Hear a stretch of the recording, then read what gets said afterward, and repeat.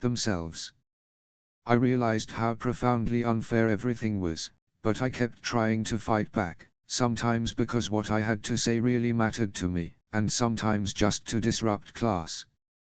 By now, most of my classmates only paid attention to me when I was screaming about something or other. They didn't have any interest in hearing my thoughts about how shitty everything was.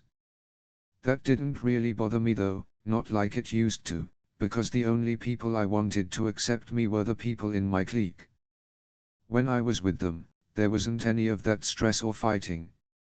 But even then, when I was hanging out with my group, I often sat by myself.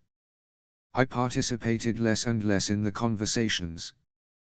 But it didn't really matter, since our conversations were always about the same things: pot, music, the events of the previous night, and, more often now, the street prices for things like acid and pills. I was usually so stoned that I wanted to be just alone and not have to talk about anything I did, however, have a new goal. I wanted to get into the Sound. The Sound was a club on Genfina Street in the Tiergarten neighborhood. All over the city there were posters about how the Sound was Europe's hottest club. A lot of the people in our group were regulars there, but it was only for people 16 or older, and I'd just barely turned 13. So I was always afraid that they wouldn't let me in, even though I'd already changed the birth date on my student ID. The Sound was the place to be. You could buy anything there, from pot to quaaludes to Valium and even heroin. Also, I'd heard about a bunch of really cool people who hung out there and seemed almost magical to me. It sounded like heaven to a young girl like me, who divided most of her time between dreary places like Rudau and Gropiusstadt. I imagined the Sound to be a kind of palace, with lights and glitter and crazy effects and music that was so incredible I couldn't even imagine it yet. And of course, I also thought about the guys that I'd meet there. I'd planned to go along with the others on a few previous occasions, but it had never quite worked out before. So Cassie and I drew up a detailed plan of action that was guaranteed to work. One Saturday, I told my mom that I was sleeping over at Cassie's, and Cassie told her mom she was staying at my house. Both of our moms fell for it, luckily. A girlfriend of Cassie's was also supposed to come along, named Peggy. She was a bit older than us. We also had to wait for Peggy's boyfriend, Mitcha. Cassie told me some important news: Mitcha was shooting heroin. I was excited to meet him because up to that point I'd never personally met a junkie. When Mitcha arrived, I was very impressed. Somehow he was even cooler than the guys from our group of friends. Immediately my old inferiority complex surfaced again. Mitcha treated us very condescendingly, as if he was a step above us. I was reminded again of the fact that I was only 13, and that this heroin fiend was much too worldly, much too grown up for me. I felt like a loser again. Incidentally, Mitcha died just a few months later. We got into the subway and went to Kurfürstenstrasse station. That was a pretty long ride for me back then. I felt like I was very far away from home. The street corner nearest the station, the corner of Kurfürstenstrasse and Potsdamer Street, looked pretty grungy. There were some girls milling around. At the time, I didn't realize that they were hookers looking to get picked up by passing cars. There were some guys there, too. Peggy said that they were the dealers. If someone had told me then that one day I'd be like them, hanging around a dismal place like this every day, I'd have said they were totally crazy. The next thing I knew, we were finally doing it. We were going into the Sound. As soon as I walked inside, I stopped dead in my tracks. This was nothing like I had imagined. Europe's hottest club was a basement with a low ceiling. It was loud and filthy. On the dance floor, everyone was dancing by themselves, just doing their own thing. Strangely enough, nobody was touching anyone else. There was no physical contact. The air was unbelievably stale and gross. An oscillating fan pushed the nauseating odor lazily around the room. I sat down on a bench, afraid to even move. I had the feeling that people were staring at me because they'd somehow noticed that I didn't belong. I was a complete outsider. But Cassie was into it right away. Right away she started hustling around the room, looking for hot guys. She told me that she'd never seen so many hot guys all in one bunch. Meanwhile, I was glued to the bench. The others had brought some kind of pills and were drinking beer. I didn't want anything. All through the night I hung on to 2 glasses of juice. What I really wanted to do was go home. But that was out of the question because my mom thought I was at Kess's. I was just waiting for 5 a.m. to come around, when the club would finally close. For a moment, I even wished that my mom would figure out what I'd been up to and suddenly show up and take me home. Then I fell asleep. The others woke me up at 5. Cassie said that she was going home with Peggy. I had a really bad stomachache, but nobody cared about what was going on with me. I walked alone to the Kurfürstenstrasse subway station at 5 in the morning. There were drunks everywhere in the subway. I felt like puking. It had been a long time since I'd been this glad to unlock our front door and see my mom come out of her bedroom. I told her that Cassie had woken up so early, and I'd decided to come home and sleep in where it was quiet. I grabbed my 2 cats and carried them into my bed with me and snuggled down under the blankets. Right before I drifted off to sleep I thought to myself, Christiane, that is not your world. It's wrong, so just let it go. When I woke up around noon, I still felt awful. I needed to talk to someone about what I had experienced, but I knew that no one from my group of friends would understand. So I could only talk about it with my mom. I didn't know how to begin. "Hey, Mom," I began, awkwardly. "So last night Cassie and I went to the Sound." My mom looked shocked. "Actually," I said, "it was kind of fun. It's such a big place. They even have a movie theater in there." My mom immediately started in with her usual reprimands. In the meantime, I kept waiting for some questions. But my mom didn't really ask any. Between cleaning and dinner and Klaus, she was completely stressed out that afternoon. She probably didn't want to suffer any more stress by having a long mother-daughter talk with me. Maybe she didn't even want to know all the details, anyway. I didn't have the courage to speak up on my own. I wasn't even really aware that I wanted and needed to talk. I wasn't really that conscious about anything at that time in my life. I lived according to my subconscious thoughts and moods. I never thought about consequences. I had no plans. What did I know about planning? No one in my house ever talked about the future. The next weekend, Cassie had to stay with me because that's the way we'd sold our story of alternating sleepovers to my mom. I actually had to drag her to our house because she was already tripping so hard.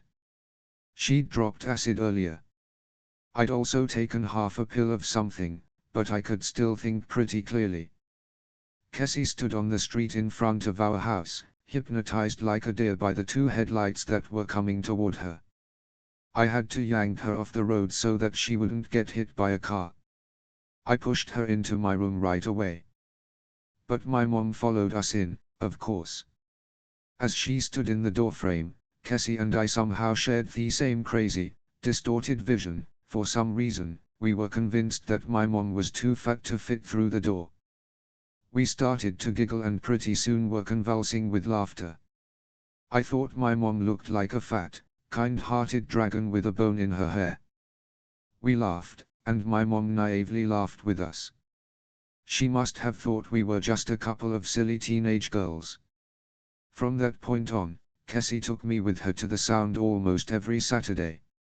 I went along because I didn't know what else to do on a Saturday night. I gradually got used to everything there. I was honest with my mom and told her where we were going on the weekends. She told me I could stay out until the last subway train. Everything went well for a few weeks, until one Saturday in the summer of 1975.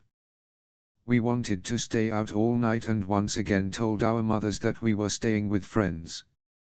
That still worked because back then my mom still didn't have a phone.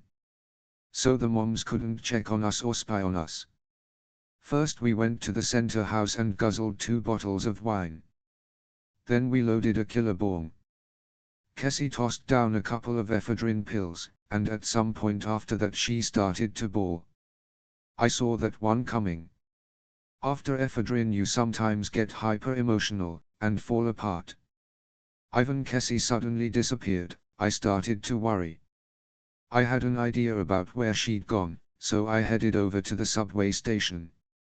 There she was, hanging off the side of a bench, totally passed out, with a pile of French fries in front of her. Before I could wake her up, a subway train pulled in and Cassie's mom got out. She worked at a sauna and was just now at 10 p.m. getting out of work. She recognized her daughter, whom she thought was safe in bed at my place, right away. She grabbed Cassie, still asleep, and slapped her, hard, across the face several times. You could hear the sound of her hand smacking her daughter's face echoing off the walls of the station. Then Cassie puked. Her mom grabbed her, just like a police officer would, and hauled her off. That little beating that Cassie received from her mom at the Vatskili subway station probably saved her a lot of grief. Without that bit of corporal punishment, she might have ended up in the drug scene, on the streets, selling herself, even before me, which means she wouldn't be finishing her college entrance exams now either. After that, Cassie wasn't allowed to hang out with me anymore, she wasn't allowed out in the evenings at all. That made me feel pretty lonely at first. I didn't really like hanging out at Center House anymore. I saw everyone from that scene during the school week. But I couldn't imagine weekends without the sound anymore. Everyone there, and everything that was happening there, seemed too incredibly cool to me. They were real rock stars in my mind. The guys from Gropiustat just couldn't compare, and besides, they never really made it out of Gropiustat anyway. But it meant that I was constantly short on cash now. Before she was grounded, Cassie had always received an allowance of 100 marks a month, which we spent on pot and pills. Now I had to find my cash somewhere else, borrowing from friends, or stealing. I had to go to the sound by myself now. The next Friday afternoon, I went to a drugstore and bought a packet of ephedrine for 2.95 marks. You could get that without a prescription. I'd gotten to the point where I was no longer taking 2, but 4 or 5 ephedrine pills. Then I made one more stop at Center House and bummed a joint from someone. I walked to the subway station feeling like I was on top of the world. I didn't think about Cassie, I didn't think about what was going on. I was simply there. I was just floating along in a beautiful, intoxicating, carefree world. When I was in the subway, I could tell right away, at every stop, if the people who'd gotten on were going to the sound. There was a kind of uniform we all shared, bold, fashion-forward clothes, long hair, and outrageous shoes with 4-inch platform soles. These people were my idols, they were the stars of the sound. I wasn't nervous at all anymore when I went out there, even when I was alone. I was really high, and I felt amazing. The weed I'd smoked earlier was obviously good stuff. On the steps of the sound, I bumped into a new boy, whom I hadn't met before, and he said something to me. He seemed really cool, tall, slim, long, blonde hair, and incredibly calm. I managed to initiate a conversation with him while we were still on the stairs. Since, after all, I was feeling so awesome and super confident. From the very first sentence, we seemed to understand each other completely. We liked the same music, and we even tripped the same way. His name was Ats. He was the first boy who really made me stop in my tracks. I was crazy for him, right from the start. For the first time in my life, I was in love. Once we were in the sound, Ats introduced me to all of his friends, and they were all really cool. I had no problem jumping right into their conversation. The most popular topic was always drugs and the best ways to get high. And at that point in time, I'd had as much experience as anyone else I was likely to run into. At's friends also talked a lot about heroin, or H as they called it. Everyone agreed that it was the end of the line, the ultimate low point. Once you started with H, they thought, you might as well put a bullet through your head and save yourself some money. I remember saying something around that time about people shooting up being total loser assholes. Then we talked about how to alter jeans so that they'd have a tighter fit. Since I'd been losing so much weight recently, I'd become a kind of expert in the subject of tailoring. I had to alter my jeans almost weekly. Skin-tight pants were a kind of uniform for people who spent their nights at the Sound. I was able to give people sewing tips. But making jeans fit tighter was the only kind of sewing that I'd ever done. I was accepted into At's clique almost immediately. I didn't even have to fight for it. I was on a lot of drugs, of course, and I had this new sense of serenity and self-confidence that was surprising even to me. There was another guy in this new clique who I felt an instant connection with. His name was Dittelf. He was totally different from At's. He was cute, kind of childlike, and soft. They called him Babyface. He was 16. He was the one that I felt most at ease with. We could talk about anything. Then there was also this awesome girl, Astrid. She really had her shit together. She was always making these witty comments that would have everyone laughing hysterically. She always knew what to say, no matter what. I admired that. The only one you really had to watch out for was Ralph. He'd really tear into you whenever he saw any sign of weakness or insecurity. I told this story about the time I was tripping on the subway and started playing with a little kid who seemed like an angel to me at the time. Ralph cut right in with something about how naive I was and made my story seem ridiculous. So you had to really watch what you said. I also didn't think this other guy, named Stinger, 8 was that cool.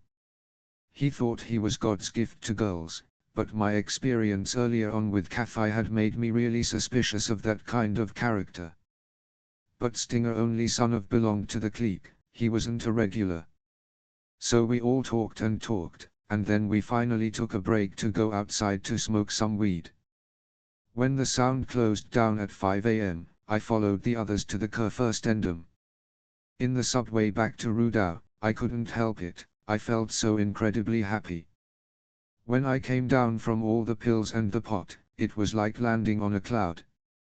I was tired but I was happy. For the first time in my life, I was in love. From that day on, I was always impatient for the weekends. Ats was so gentle and affectionate. Even we met for the 3rd time in the Sound, he kissed me and I kissed him back. It was pretty innocent. I didn't want any more than that, and Ats seemed to sense as much without us having to talk about it. But that was the difference between the druggies and the drunks. Most of the druggies were really empathetic, at least when it came to their own group of friends. Meanwhile, the drunks would all become really aggressive when they were drunk. All they cared about was sex. For us, other things were more important. Ats and I were like brother and sister. He was my big brother. We always walked arm in arm, and he made me feel secure. Ats was 16, and even though he hated the work, he had a job as an apprentice to a glass cutter. He had very specific ideas about what a girl should look like. I did my hair the way he wanted me to. And because he was crazy about long overcoats, I went to a second-hand store and found one for myself that had a long slit up the back, which was super stylish. I couldn't imagine life without Ats anymore. Even the Sound closed at 5. I didn't bother going straight home anymore, instead, I stayed with the clique. Since we'd all gotten high together, we'd all come down together, too. Then we just bummed around the city until the afternoon. We'd go to see exhibits or head over to the zoo, or we'd just hang out on Kurfürstendamm, or Kudamm, for short. A lot of the time, these hangout sessions lasted all day long. I kept telling the same old Cassie story to my mom, and I also made up some new girlfriends, at whose houses I was supposed to be staying overnight. I developed an unlimited capacity for creativity and imagination when it came to convincing my mom where and how I spent my weekends. During the week I still saw my old friends at Center House. I always sat kind of by myself, looking mysterious. Sometimes I talked about the things I'd seen and done at the Sound. The others couldn't help but admire me.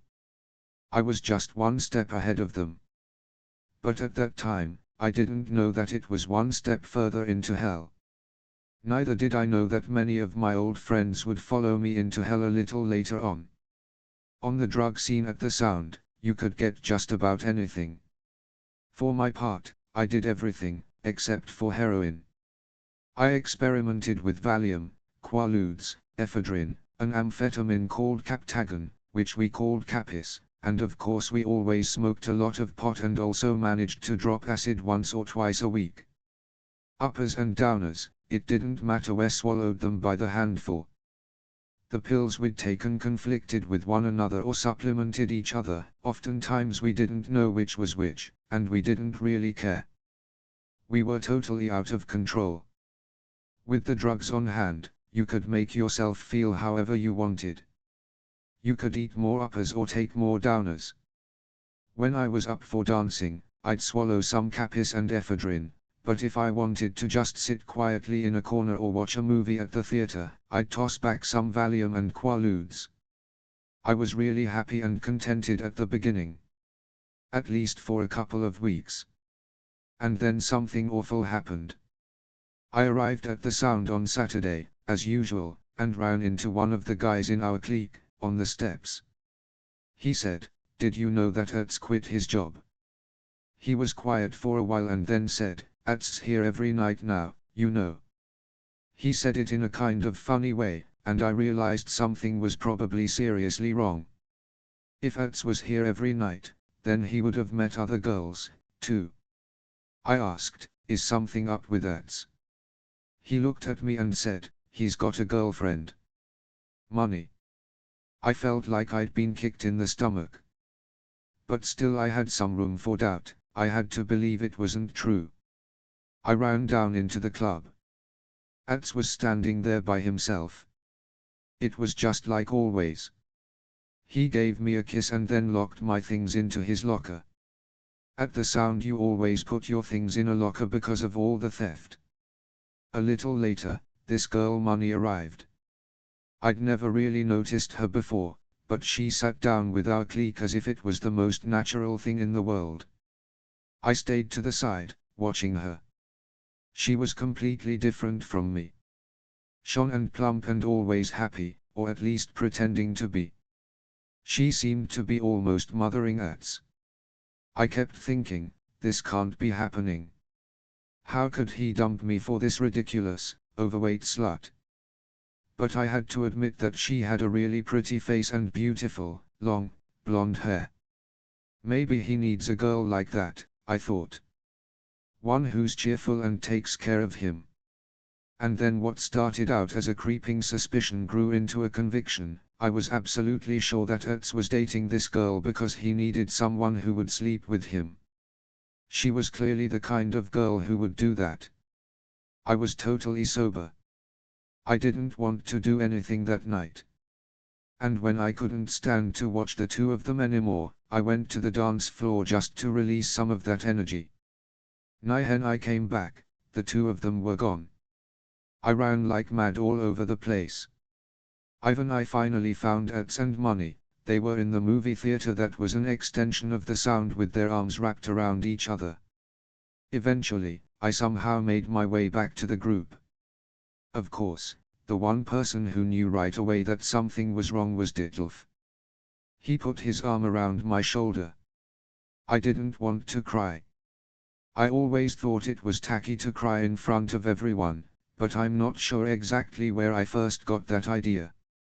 When I couldn't hold the tears back anymore, I ran outside, across the street, and into the park across from the Sound. The tears were just streaming down my face. Suddenly, Ditlev was standing next to me. He handed me a tissue, and when I had used up that one, he handed me some more. I was too preoccupied with myself at the time to really notice Ditlev. Only later did it occur to me how sweet it had been of him to come looking for me. I never wanted to see Ats again. I didn't think I would even be able to look him in the eyes again. Especially now, after everyone had seen me sobbing so hysterically. Now everyone knew how dependent I'd been on him. But at least Ditlev managed to pull me back into the sound. But when it came down to it, I had to go back anyway because Ats still had the key to the locker. I worked hard to pull myself together, walked into the movie theater, scaring Ats so much that he jumped out of his seat, and got the key.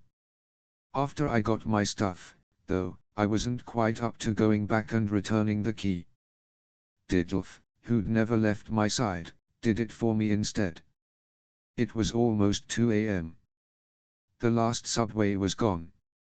I stood in front of the sound with no idea where to go. I felt like getting high. It didn't matter on what. I just wanted something, and I wanted it right away, in the worst way. But at the same time, I was totally broke. Just then, someone from our center house clique came by. His name, or his nickname, was Panther, and he was dealing some LSD and always had really good stuff. I hit him up for some and asked if he could give it to me as a present. It worked out, and he gave me one of those really awesome crystal pills. He didn't even ask me why I was so desperate to get high so late at night. I immediately swallowed the pill and went back downstairs onto the dance floor. It was a crazy time. I danced like a maniac for an hour or so, probably more. When I stopped, it didn't feel like I was actually tripping yet. I thought that maybe Panther had scammed me. Luckily, a few people from the center house were there. I went to Pyatt. He was also on acid. I told him the story with Ats. But of course Pyatt was already pretty far gone and wasn't really listening. He kept saying things like forget it, girl, or don't let it get to you. I needed to eat something, so I got myself a vanilla pudding. The whole world just sucks, I thought to myself, and it's depressing as shit. I wanted leave, to return the bowl for the pudding and get my deposit back. There was a theft problem at the sound, so they made you pay a deposit on every glass and bowl to discourage stealing, and go. But then the acid hit me, all at once. It happened like a flash. The bench and I tipped over, and after that, all I remember is just dancing. I danced until the place shut down. After closing, I went outside and met up with everyone again, including Ats and Money. I didn't care at all. I was completely absorbed with some poster outside of the club. Ats and Money went up to Ats' room. The rest of us walked off in the direction of the zoo. Somebody got the idea, on the way, to go to the Europe Center 20 instead, and we ended up at the ice skating rink over there. It was a pretty warm night, it had rained, and there was water on top of the ice. I was sliding through the water, and it seemed to me like I was walking over the ocean. Then, out of nowhere, I heard the sound of breaking glass. The boys were over at the ticket booth, and one of them reached through the window he had broken, then broke open a cash register drawer, and was tossing out rolls of cash. Before I caught on to what was happening, everybody was already running away. I was still on the ice, so the first thing I did in my high-heeled boots was fall flat on my face. I was soaking wet. But Ditlev waited for me and took me by the hand. On the Kurfürstendamm in front of the Café Kranzler, we split up the loot. Everybody got something. I thought that was awesome. I got 2 rolls of coins totaling 10 marks. Everyone was overjoyed, not only because of the money, but also because we'd fooled the 2 private security guards who watched the Europe Center at night. They'd been after us for a long time. We were totally giddy. We broke open the coin rolls and threw everything up into the air, making it rain quarters in front of the cafe. The sidewalk was covered with coins. We went into a cafe at Bahnhof Zoo, aka Zoo Station, that was already open. The whole place was miserable. It gave me the creeps right off the bat. It was the first time I'd been there. It was absolutely disgusting. There were hobos lying in their own vomit and drunks stumbling around all over the place. I would have never imagined that I'd be spending every afternoon there within just a few months. At around 6 in the morning, I finally went home. Lying in my bed, I could feel myself slipping into my first bad trip. On my wall, I had a poster of a girl smoking a joint. In the lower right-hand corner, there was a small blue stain. It suddenly morphed into this grotesque figure, a real crazy monstrosity. I managed to concentrate on something else just in time. I woke up around noon feeling numb and totally hollowed out. Like I was dead. I thought, what are you, worthless? N7H, why would you let your very first boyfriend dump you like that? I went over to the mirror, took a look, and hated what I saw. Just yesterday, when I looked in the mirror, I saw a cool and mysterious girl. I was the epitome of heroin chic, just without the heroin. Now I only looked terrible. There were heavy, dark bags under my eyes. My skin was sallow and oily. I had zits. I told myself, that's it. No more going to the sound, no more ads, no more of that group. Period. Over the next few days, I tried to kill off all feelings I had toward others.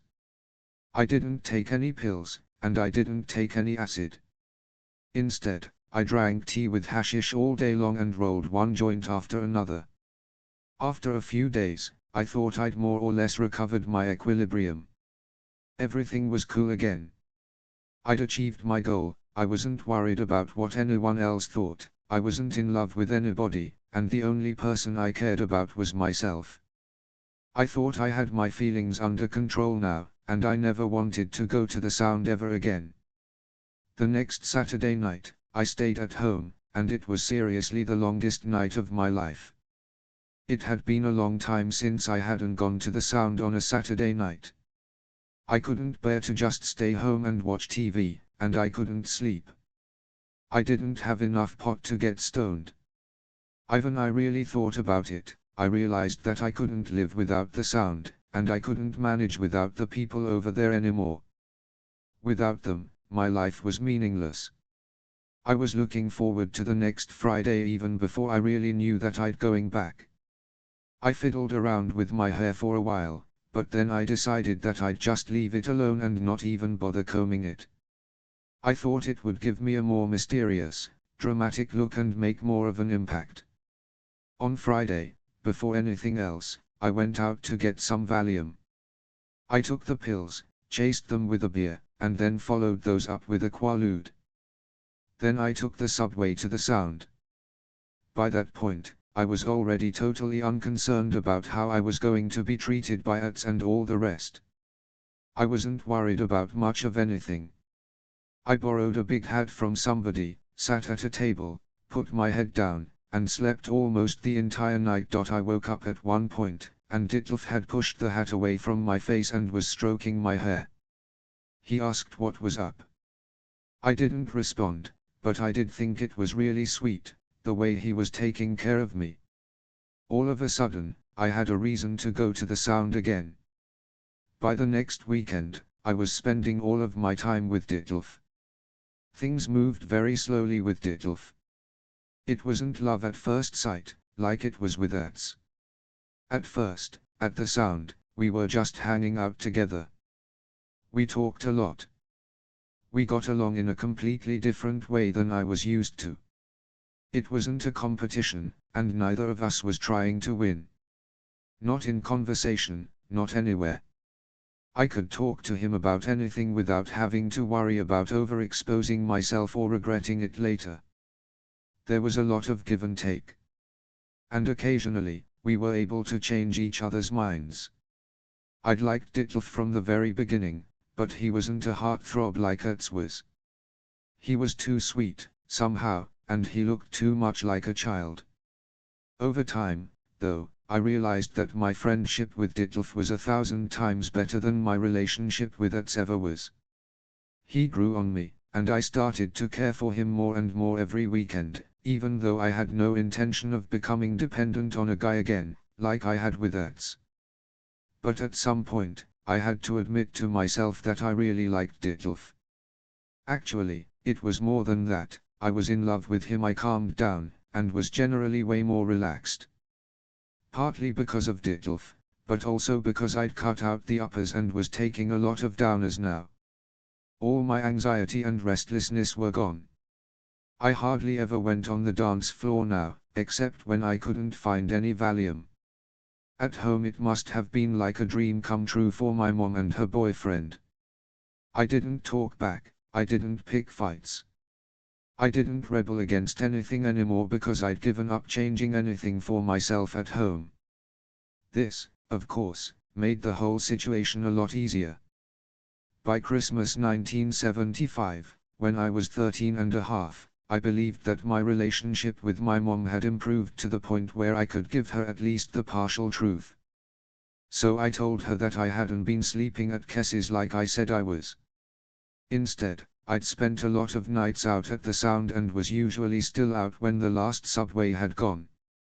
She reacted exactly as I thought she would. She was angry and couldn't resist lecturing me. I told her that it was better for me to spend the occasional night at a club and still come home when it was over, rather than run away like other kids from Gropiusstadt, who ended up more or less homeless, and who got into even more trouble later on. And I also told her that it was better for her to know the truth, to know where I really was, than for me to lie to her. That much at least she was ready to accept. By the end of that conversation, I wasn't really interested in telling my mom everything that was going on with me, like I'd originally planned. But the need to be lying all the time got on my nerves. And it was getting harder and harder to make up believable stories. The real reason for my confession was that I wanted to go to the Sound over the Christmas break, and on New Year's Eve, and I couldn't think of a good cover-up story for those nights. And luckily, after our talk, my mom gave me permission to go out over the holidays. That blew me away. But then again, the way I'd described it, my mom thought the Sound was a decent, harmless teenager club, and that all my girlfriends went there. Plus, I reminded her of how much more calm I'd become ever since I'd started going to the club and had the chance to blow off some steam. Meanwhile, things got more and more extreme at the Sound. Heroin hit like a bomb. It was all we talked about, even though at the time everyone in our clique was against it. We'd already seen enough examples of people whose lives were destroyed by heroin. But then one after another we tried it anyway just once we'd all say, and most of us stuck with it after that. Heroin blew our group apart. Once you did it, it was like suddenly you were pan of a totally new group. There were just those who'd tried it and those who hadn't. I had a deep fear of the drug. Whenever heroin came up, I was suddenly conscious of just how young I was. On the other hand, I had that same weird admiration again for those people who were already shooting up. For me, that was the natural next step, just like pot and LSD had been before. The junkies looked down on us pot smokers and pill poppers with enormous contempt. They called hashish a baby drug. It was depressing to think that I'd never make it into the junkie group, into the real scene. I had a real feeling of terror when it came to heroin. It seemed like it was the end of the line. And as a result, unless I wanted to go all the way, I didn't have anywhere else to go. My drug career was at a dead end. It didn't really bother me that heroin seemed to disintegrate all of the old relationships. The others weren't so important anymore because whatever happened to them, I still had Ditlev. And things with him just kept getting better. One Sunday in early 1976, I took him along to our apartment. I knew that my mom and her boyfriend wouldn't be there. I cooked a real dinner, and then we sat down and ate our Sunday dinner like husband and wife. I thought it was very cool and kind of magical. The week after that, I only thought about Ditlev. I couldn't stop thinking about that coming Friday and about going to the sound. Even Friday finally arrived. I went to the club almost totally sober but still ecstatic. There was Ditlev, sitting with this girl who looked like an absolute disaster. I sat down with them, but Ditlev hardly even noticed me. He was fixated on something else. For a second, I panicked and thought that maybe the thing that had happened with Ertz was happening all over again with Ditlev. But that wasn't too likely with this human wreck of a girl. She was a mess. At first, the two of them didn't talk, and then when they did, it was only in fragments that didn't make much sense to me. Eventually, I was able to piece the conversation together though. They were talking about heroin. And suddenly, it dawned on me that Ditlev wanted to get some H from this girl, either that, or else she wanted to unload some of her stuff to him, which was essentially the same thing. I panicked. I literally screamed, "Ditlev, you're insane. You're 16 years old. You can't seriously want to stand using heroin." He didn't care though. I kept pleading with him, "Go crazy tonight. Take whatever other drugs you want. I'll get the pills for you myself. But please don't fuck up like this." I was literally begging him.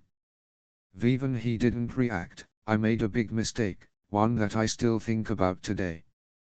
I completely panicked and screamed, "If you do this, I don't want to have anything more to do with you. If you do this, you can go to hell. I don't ever want to see you again." After that, I went straight out onto the dance floor. I'd done everything wrong. I shouldn't have made such a scene. I should have talked to him quietly and calmly as soon as we were alone. After all, he listened to me. But most of all, I shouldn't have left him alone, not even for 1 second, because he was already really stoned when he was talking to that girl. A couple of hours later, someone told me that Ditlev and his best friend, Bernd, had shot up heroin together. They didn't even start by snorting it. They'd shot up right away. I saw Ditlev again that night. He smiled at me, but it seemed like his smile came from very far away. He seemed happy, but like he didn't feel like talking to me. I didn't want to go to him either. That was an even worse night than that Saturday when I'd lost Ertz. Ditlev was gone. He went off to a world that I didn't belong to. 1 minute we were so close it was like we were identical, like we were the very same person, and the next moment we were strangers. Like a bolt of lightning, a single hit of heroin had changed everything. Still, I kept going to the sound. Ditlev had another girlfriend by that time. Her name was Angie, and she was ugly and cold. I noticed that there was no spark between them. I never even saw Ditlev talking to her myself. But she was a junkie, so I guess that was the attraction. Sometimes Ditlev came over to me, but there was nothing between us anymore. Mostly when he came over, it was because he wanted to borrow some change from me. I already knew he was trying to bum together enough money for his next fix. But still, when I had money, I gave him some. Sunday mornings were totally depressing. Exhausted and drained, I dragged myself to the subway station, thinking, what a big, fucking mess. I didn't understand anything anymore. I couldn't understand why I kept going to the sound or why I was taking drugs, but I also didn't know what else I should be doing instead. I was totally, utterly, absolutely lost. Pot didn't do anything for me anymore. When I got stoned, I usually felt completely isolated and couldn't talk with anyone. But at some point, I'd have to talk to someone, just due to the fact that I didn't have Ditlev anymore. As a result, I just kept popping more and more pills. Then one Saturday, it so happened that I had a little more money than usual, and, since I was feeling depressed, and since drugs were never in short supply at the sound, I went overboard. I washed down 2 Captagons, 3 ephedrines, and a few coffees, caffeine tablets, with some beer. But then I felt way too amped up. So I tossed down some Quaaludes and a whole bunch of Valium to balance out the uppers. I don't remember exactly how I got home after that, but anyway, on the way back from the subway, I collapsed. I crawled onto the stoop in front of a store and sat there, doubled over. After I don't know how long, I pulled myself up and steered myself toward the next object I could hang on to. I went from lampposts to trees and then back to lampposts again. It was an endless journey. I thought I would die if I didn't make it home. The worst was the pain in my chest. It was as if someone had stuck a sword into my heart and was twisting it around. The next morning, on Monday, my mom couldn't manage to wake me up. When she returned from work that night, I still wasn't moving. She kept forcing honey down my throat. It was Tuesday afternoon before I could get up again. I told my mom that I had the flu and circulation problems. I told my mom that the flu was going around in school. I also told her that the circulatory problems were a normal part of puberty and just a side effect of growing too fast. I wanted to keep her from calling a doctor because I was afraid he would figure out what was going on with me. And luckily that's what happened. My mom didn't call a doctor. She always seemed to calm down and be glad when I gave her any kind of explanation for what was wrong with me. After that, I'd had it with pills. For the next week, I stayed almost completely sober. I felt like crap. Even Saturday rolled around, I made my way back to the Sound and dropped some acid. It turned out to be the worst trip of my life though, at least up to that point. It was just like before. I even saw the same grotesque, monstrous face that I'd seen the last time things started to spiral out of control, when I was staring at that poster on my wall. For hours after that, I was convinced that I was bleeding to death. I couldn't talk, and I couldn't walk. But somehow I made it into the Sound's movie theater. I sat there for 5 hours, still obsessed with the idea that I was bleeding to death. After that, everything was out. No pills, no LSD, and pot was useless anyway. So I stayed clean, except for a couple of Valiums here and there. That lasted for about 3 weeks, I think. It was a pretty shitty time. We moved to Kreuzberg, close by the Berlin Wall. It was a bad neighborhood, but the rent was cheaper. It meant that I had to ride the subway for half an hour to reach my school in Gropiusstadt, but it also meant that I was that much closer to the Sound. In case it's not clear already, the Sound was nasty and pretty much unbearable without the aid of drugs. It was also boring, absolutely nothing happened there anymore. But then, one morning on my way to school, I saw that posters were being put up everywhere. Outrageously cool posters that made your eyes pop. I'd never seen anything cooler in my life. David Bowie is coming to Berlin, they said. I couldn't believe it. David Bowie was our idol. Nobody made better music than him, and absolutely no one was cooler than he was. All the guys wanted to look like David Bowie. And now here he was, coming to Berlin. Through her work, my mom got me 2 free tickets to the concert. Strangely enough, I knew right away whom I wanted to invite. His name was Frank, and although it might have seemed a little random, I didn't think twice about it. Frank was someone from our old clique at the Sound.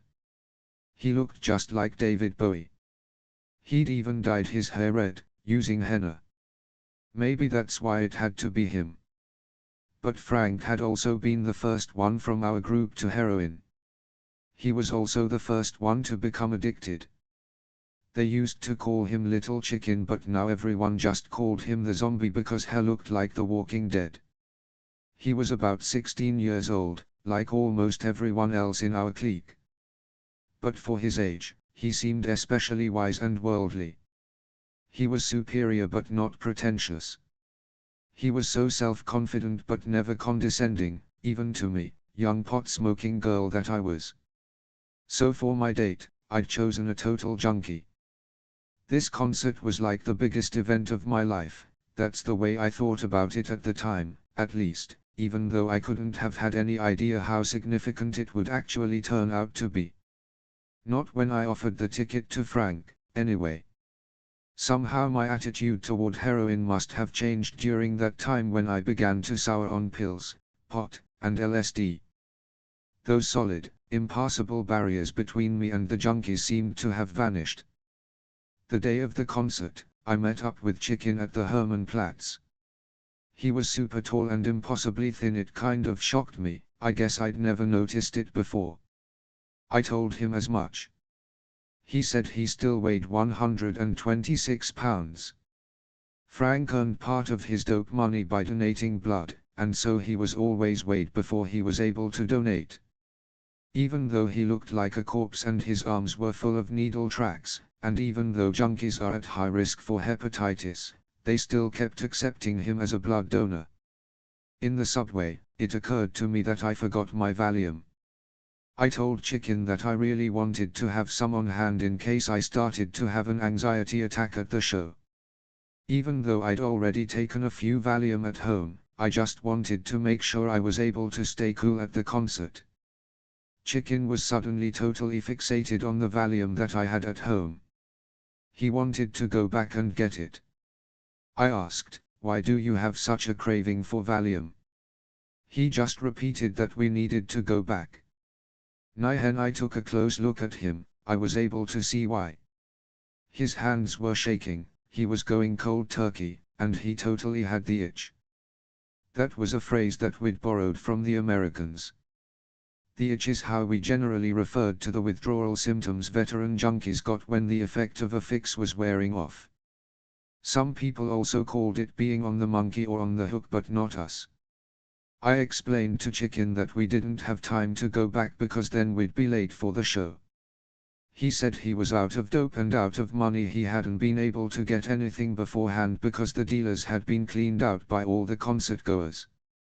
It was totally fucked up, he said. Lame to go to a David Bowie show without any special assistance, without even a Valium. And now Chicken didn't seem so cool or confident after all. I'd often seen people who were going cold turkey, but I'd never seen somebody with the itch up close and personal like this. In the German concert hall, where the concert took place, the atmosphere was awesome. Everyone there seemed really cool, of course, since they were all Bowie fans. Next to us, there were some American soldiers who were smoking a pipe. And we only had to look their way for them to pass it on over to us. Everyone seemed ecstatic and high, either in anticipation or on drugs. The overall atmosphere was amazing. It was like falling into an alternate, and better, universe. Frank was sucking on the pipe like his life depended on it. But despite that, he was feeling worse and worse. When David Bowie came on, he was almost as great as I'd imagined. It blew my mind. But when he got to the song Station to Station, with its refrain, "It's too late," I came down with a crash. All of a sudden, I felt just absolutely miserable. Even a few weeks earlier, when I didn't have a clue what I should do, or where I should go, or why I should even bother, this song got on my nerves. It was just too close to reality for me. And now here it was again, this song, Station to Station, pulling the rug out from under me. I could really used some Valium right then. After the concert, Chicken could hardly walk. He was in the throes of some really bad withdrawal symptoms. Outside, we ran into Bernd, Ditlev's friend.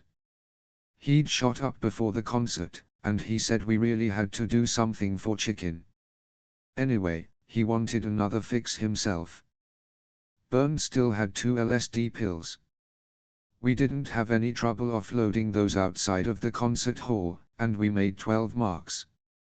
The rest I was supposed to just bum off of people. I was a real pro at hustling up some money at that point. In the Sound, I could usually scrape together most of the money I needed for drugs without too much effort. We needed at least 20 marks total. There was nothing you could get for less than that. but begging in front of the venue was a piece of cake. After all, there'd been a lot of people there with plenty of cash, guys who weren't used to being hit up for cash every 5 feet by random junkies. So I just stood out there and fed people my usual lines about no money for the subway etc., and in no time, my little plastic bag was heavy with loose change. Bernd quickly scored some H with our new funds. It was more than enough for 2 fixes. Dope was still relatively cheap back then. And then I had a thought. I was the one scrounging to get all that money together, so at the very least I should try some of it. Let's see if that stuff really is as good as everyone always makes it out to be, with their dreamy expressions and blissed out looks. That's really all I was thinking. I didn't realize that over the past few months, I'd been subconsciously getting myself ready for H. I wasn't aware that I'd fallen into a deep, dark hole, and that the song Station to Station had knocked me down and run me over. No other drug seemed like it could help me get out again, so all of a sudden, the next logical step down my path was obviously heroin. All I could think about was that I didn't want those 2 junkies to walk away and leave me alone again, stuck in this fucking mess I was in. I told them that I wanted to try some. Chicken was barely coherent. But he got really furious. He said, "Don't do that. You have no idea what you're doing.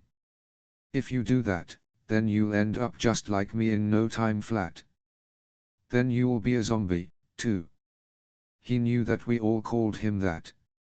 So despite what the newspapers always say, it wasn't like I'd been victimized by some evil dealer or seduced by a junkie. It wasn't at all the case that I'd been turned into a heroin addict against my will. I don't know anyone who'd been forced to shoot up against his will. Most teenagers get into H all on their own, when they think they are ready for it, like I was. Chicken's earnest but pathetic attempts at dissuading me only made me that much more determined. He was the one in withdrawal. He wasn't cool or in control like he used to be. Instead, he was just a strung-out guy who was more or less dependent on me. I wasn't going to let him order me around. First of all I said, most of that dope is mine because I was the one who got the money. And besides, it's bullshit what you're saying. I'm not going to get addicted. I've got myself under control. I'm just going to try it once, and that's it. I had no idea yet how helpless you are when you've got the itch. Chicken, at any rate, seemed completely impressed by what I said. He didn't even bother replying. Bernd was going on about something or other, but I didn't listen. I told them that if they wouldn't let me try the stuff with them, then they should give me back my share. We went into a doorway and Bernd divided the dope into 3 equal portions. Now I was really eager to try it. There was no thinking about it, no feelings of guilt. I wanted to just do it, to finally experience a real high again. The needle scared me a little bit though. I told them, I don't want to shoot up. I'll snort it. Bernd explained to me how to do it, even though I already knew how from listening to all that talk for so long. I snorted the powder without hesitation. It tasted sharp and bitter. I had to suppress a quick wave of nausea but ended up spitting out a whole bunch of the stuff anyway. But then the high took over incredibly fast. My arms and legs became insanely heavy but at the same time really light. I was so tired, but it felt amazing. All of the aggravation and sadness I'd been wallowing in just fell away, all at once, just disappeared. Station to Station didn't bother me at all anymore. I felt great, I felt better than ever before. That was on the 18th of April, 1976, just a month before my 14th birthday. I'll never forget that date. Chicken and Bernd got into some junkie's car so that they could shoot up. I went ahead to the sound. It didn't faze me anymore, being alone. It felt good, actually. I felt powerful in a way. I went over to a bench and sat down. Astrid came over, looked at me, and right away she asked, "Hey, Are you on H? Despite the fact that Astrid was one of my best girlfriends at that time, I went ballistic. Fuck off, I screamed at her. Just go away. I had no idea why I was flipping out like that. Chicken and Bernd came in, eventually, both totally high. Chicken was back to normal again, totally cool, calm, and collected. Diddlef wasn't in the sound. I was thirsty and got myself a soda. I drank soda all night. I was really scared of alcohol now. At around 5 in the morning, Bernd asked if we wanted to come over to his house and have some tea. So off we went. I happily hooked my arm into Chicken's. The soda was sloshing around in my stomach, and I had to throw up. I puked while walking. It didn't bother me at all though, and the other two didn't seem to notice. I felt like I was part of an awesome new family. I didn't say much, but I had the feeling that I could talk to both of them about anything. Heroin turned us into real brothers and sisters. We were all equals. I would have revealed my most secret thoughts. After those terrible weeks before this, I felt that I'd never been this happy before. I slept with Bernd in his bed. He didn't touch me though. After all, we were like brother and sister. Chicken lay down on the floor with his head against an armchair. He stayed in that exact same pose until 2 in the afternoon. Then he got up because he was starting to get the craving again and had to somehow find a way to get his next fix. Suddenly I was seized with this insane itch all over my body. I ripped off all my clothes and started scratching myself with a hairbrush. I scratched myself bloody, especially on the calves. But that didn't faze me either. I knew that junkies had a tendency to scratch themselves. At the sound, I'd always been able to tell who was on heroin by how much they were scratching. Chicken's calves were so scratched up that there was hardly any healthy skin left, and in some spots he'd scratched down to raw flesh. Chicken didn't scratch his legs with a brush though, instead, he used a pocket knife. Before he left, he said to me, "The dope that you let me have today, I'll replace it and give it back to you tomorrow." He was already treating me like I'd become a bona fide junkie, as someone who'd need to re-up soon the next day at the very latest. Somehow I figured out what he was saying in his matter-of-fact way. I acted cool though, and just said, "No problem. No rush. It's okay if I get it back later." I went back to sleep again, all calm and happy. And then in the evening I went home. There were moments when I thought, Jesus, you're 13 and you're already using heroin. That's so fucked up. But that feeling only lasted for a second, and then everything went back to normal. I was feeling way too good to really think critically about things. When you first start out, you don't have to deal with any withdrawal symptoms. And for me, the high seemed to last a week. Everything went without a hitch, everything was wonderful.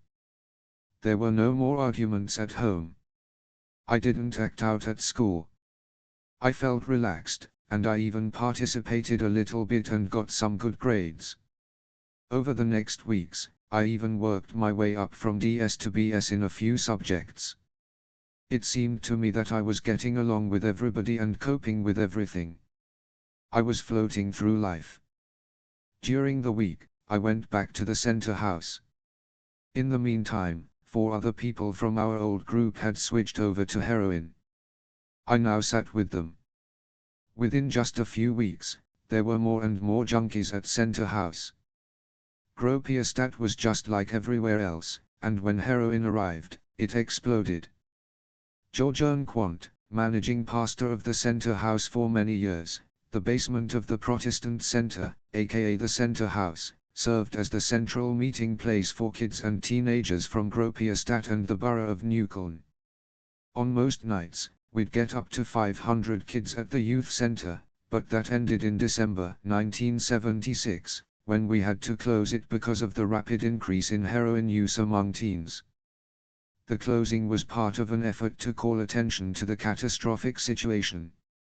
What surprised the teachers and staff was how fast the entire hard drug scene sprang up in Gropiusstadt. Up until then, for instance, during the student movement of the 1960s, our main concern was with the use of so-called soft drugs. Within just a few months in 1976, though, almost 50 teens from our area had started using heroin. Our attempts up until then had focused on raising awareness through conversation and education about the dangers of drug use. When it came to heroin, though, those old methods seemed dangerously casual, they amounted to surrender.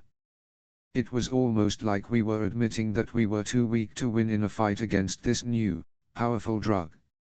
Our work with teens at the center house forced us to deal with something that the authorities were still refusing to admit at the time, that the drug problem was actually getting worse. The market for these drugs consisted mainly of working-class teens and other young people who were unemployed, unskilled, and not in college. The only thing that we could do, as educators, was to engage in public protests against official ignorance. The closing of the youth center was supposed to bring to light what many people would have rather kept in the dark. Our strategy was at least somewhat successful. Today in West Berlin there's an intense dispute about the drug problem as it really exists, instead of how we'd like to imagine it. In Neukölln, they now have a government-financed drug counseling center, and in Gropiusstadt there's also a new clean bus which is available as a meeting place for at-risk teens. There's also now an expanded availability of therapy and rehab programs. However, the drug problem hasn't gotten any better over the past 2 years, even though we are now dealing with a new generation of young people. Some of the teens from Gropiusstadt who started using heroin just 2 years ago have already passed away. In a high-rise housing development like the housing projects in Gropiusstadt, where approximately 45,000 live, any problem is automatically magnified, just due to the sheer concentration of people in a relatively small area. There's an abundance of the unemployed, of dropouts, of dissatisfaction, and of conflict. Financial hardship, high rents, and a constantly rising cost of living impose a steadily increasing workload and the necessity for both parents to have a job and bring in money. This causes seemingly irresolvable stress, having to come up with more and more energy for the daily grind without reaping the benefits of working harder, such as being happier, more content, and more prosperous. In addition to their parents, or their single parent, having less and less time for them, kids and teens also suffer from overcrowded classes, a lack of jobs and internships, increasing demands at school and at home, family conflicts, and a lack of recreational opportunities, playgrounds, and open spaces such as parks. Drugs and alcohol have always been a quick, easy way for people to deal with these stresses by numbing the pain. In view of the challenging living situation of these teens, we shouldn't be surprised at all about their escalating drug use, increasing criminal activity, and growing brutality. Nobody can seriously dispute that a direct connection exists between the increase in drug abuse among working-class teens and the deterioration of their quality of life. After that first snort of heroin, one ran into Ditlev at the sound. He got up in my face immediately. "You've done it now, haven't you? You're completely crazy." He'd already heard about what I'd gotten into from Astrid. "You started with it, and now you're already a total junkie." But I'm not going to let that happen to me. That shut him up. He wasn't feeling well enough to put up a fight anyway. He didn't have withdrawal symptoms yet because he wasn't yet physically dependent, but he was clearly craving a fix. After some initial stumbling, he finally made his intentions known. He didn't have any cash, but he wanted to find some way to buy a little dope. I said, "Well, there you go." And then I suggested that we both go panhandling. He agreed, although he must have known how it would turn out. In 20 minutes, I made about 20 marks. Ditlev earned much less. But overall, it did the trick and was enough for both of us, because back then, a very small dose still got us plenty high. We didn't even discuss whether or not I would get some of it. That was just a given. Later that night, Ditlev shot up and I snorted. My resolution to avoid heroin for a month was already shot to hell. So, suddenly, Ditlev and I were back together again, and it was as if we'd never been apart. Neither of us talked about the time when we treated each other like strangers. It just felt right. Things were as good as they'd been when we shared that Sunday dinner together at my place. Overall, I think I was pretty happy about how everything had turned out. I reasoned that if I hadn't done heroin, then I never would have gotten back together with Ditlev. I deluded myself into believing that I would be able to keep on being just a weekend user. Everyone who gets into heroin thinks that way, even though hardly anyone actually manages it. On top of that, I believed I could save Ditlev from becoming a junkie. Those were the lies I told myself at the time. Deep down, I probably knew that I was deceiving myself, even at the very beginning. When someone tried to talk to me about H, I'd freak out. I'd scream at them and tell them to fuck off. I treated people who wanted to talk about it the exact same way I treated Astrid when she first confronted me. And I started to hate all the other girls who were my age and looked like they were on a similar path. I could easily pick them out in the subway and at the club, all the little posers with their clumsy attempts at heroin chic style, 12 and 13-year-old runaways, usually. Even though I was generally very easygoing, seeing those girls really made me aggressive. That one will definitely wind up on a street corner, begging for a hit, I'd say to myself. I absolutely hated them. It didn't occur to me at the time that the person I actually hated was myself. After a few weekends of snorting heroin, I did in fact take a short break. I felt pretty good, and so I decided that it hadn't had any real effect on me. Physically I didn't feel worse. But the old attitudes were all coming back. I didn't care about anything, and I started fighting with my mom again. That was shortly before spring break, in 1976. The first Saturday of spring break I went to the Sound and sat down on a bench near the stairs. I didn't really know what my agenda was at the time, or if I had an agenda at all. Two girls came down the stairs. They were about 12 years old, but they had on makeup and bras and were all decked out like they were 16. Incidentally, I also told people who didn't know me already that I was 16, and I used makeup to try and support that lie. I instantly disliked these two girls, but at the same time, they were compelling. I didn't let them out of my sight. I could tell by the way they moved through the Sound that they were looking to make some connections. They wanted in. There was probably nothing they wanted more than to fall in with the hardcore druggies, with the heroin users. It seemed like they already knew Richie, from the Sound's cafeteria. He was in his late 30s, the only real adult working at the Sound, and he got along well with all the kids. He acted as a kind of father figure for a lot of runaway girls. So those two girls kept up a steady stream of chatter with Richie at the bar. They must have noticed that I was watching them because they kept looking over at me, probably because I was their age. One of them eventually came over. Her face was as innocent as an angel's. She said her name was Babsy and asked if I could give her any LSD. I said, "Come on, give me a break. What would you want with acid?" I enjoyed this sense of superiority. I felt like I was miles above her and years ahead. She should have known that you couldn't just hit someone up for acid, especially if that person was already on to the next big thing, heroin. She apparently thought I was cool, though, just like I used to think all those other guys were cool, a few months ago, just because they'd tried a bunch of drugs that I hadn't. She said she wanted to buy me a drink and would come right back. After Babsy walked off, the other one came over. Her name was Stella. She asked what Babsy had wanted. I told her. Stella asked me, "Did she give you any money?" "I can't find $5. I bet that bitch stole it from me." That was already classic Stella, the exact same person I'd get to know and come to expect in the days that lay ahead. Babsy and Stella were going to become my best friends, that is, up to the point when Babsy made headlines for becoming Berlin's youngest heroin fatality. Babsy came back with my soda. I hated her, obviously, but at the same time I also found something appealing about her baby-fast knife and her straightforward manner. We started talking. Babsy and Stella'd been kicked out of school because they apparently skipped more classes than they attended.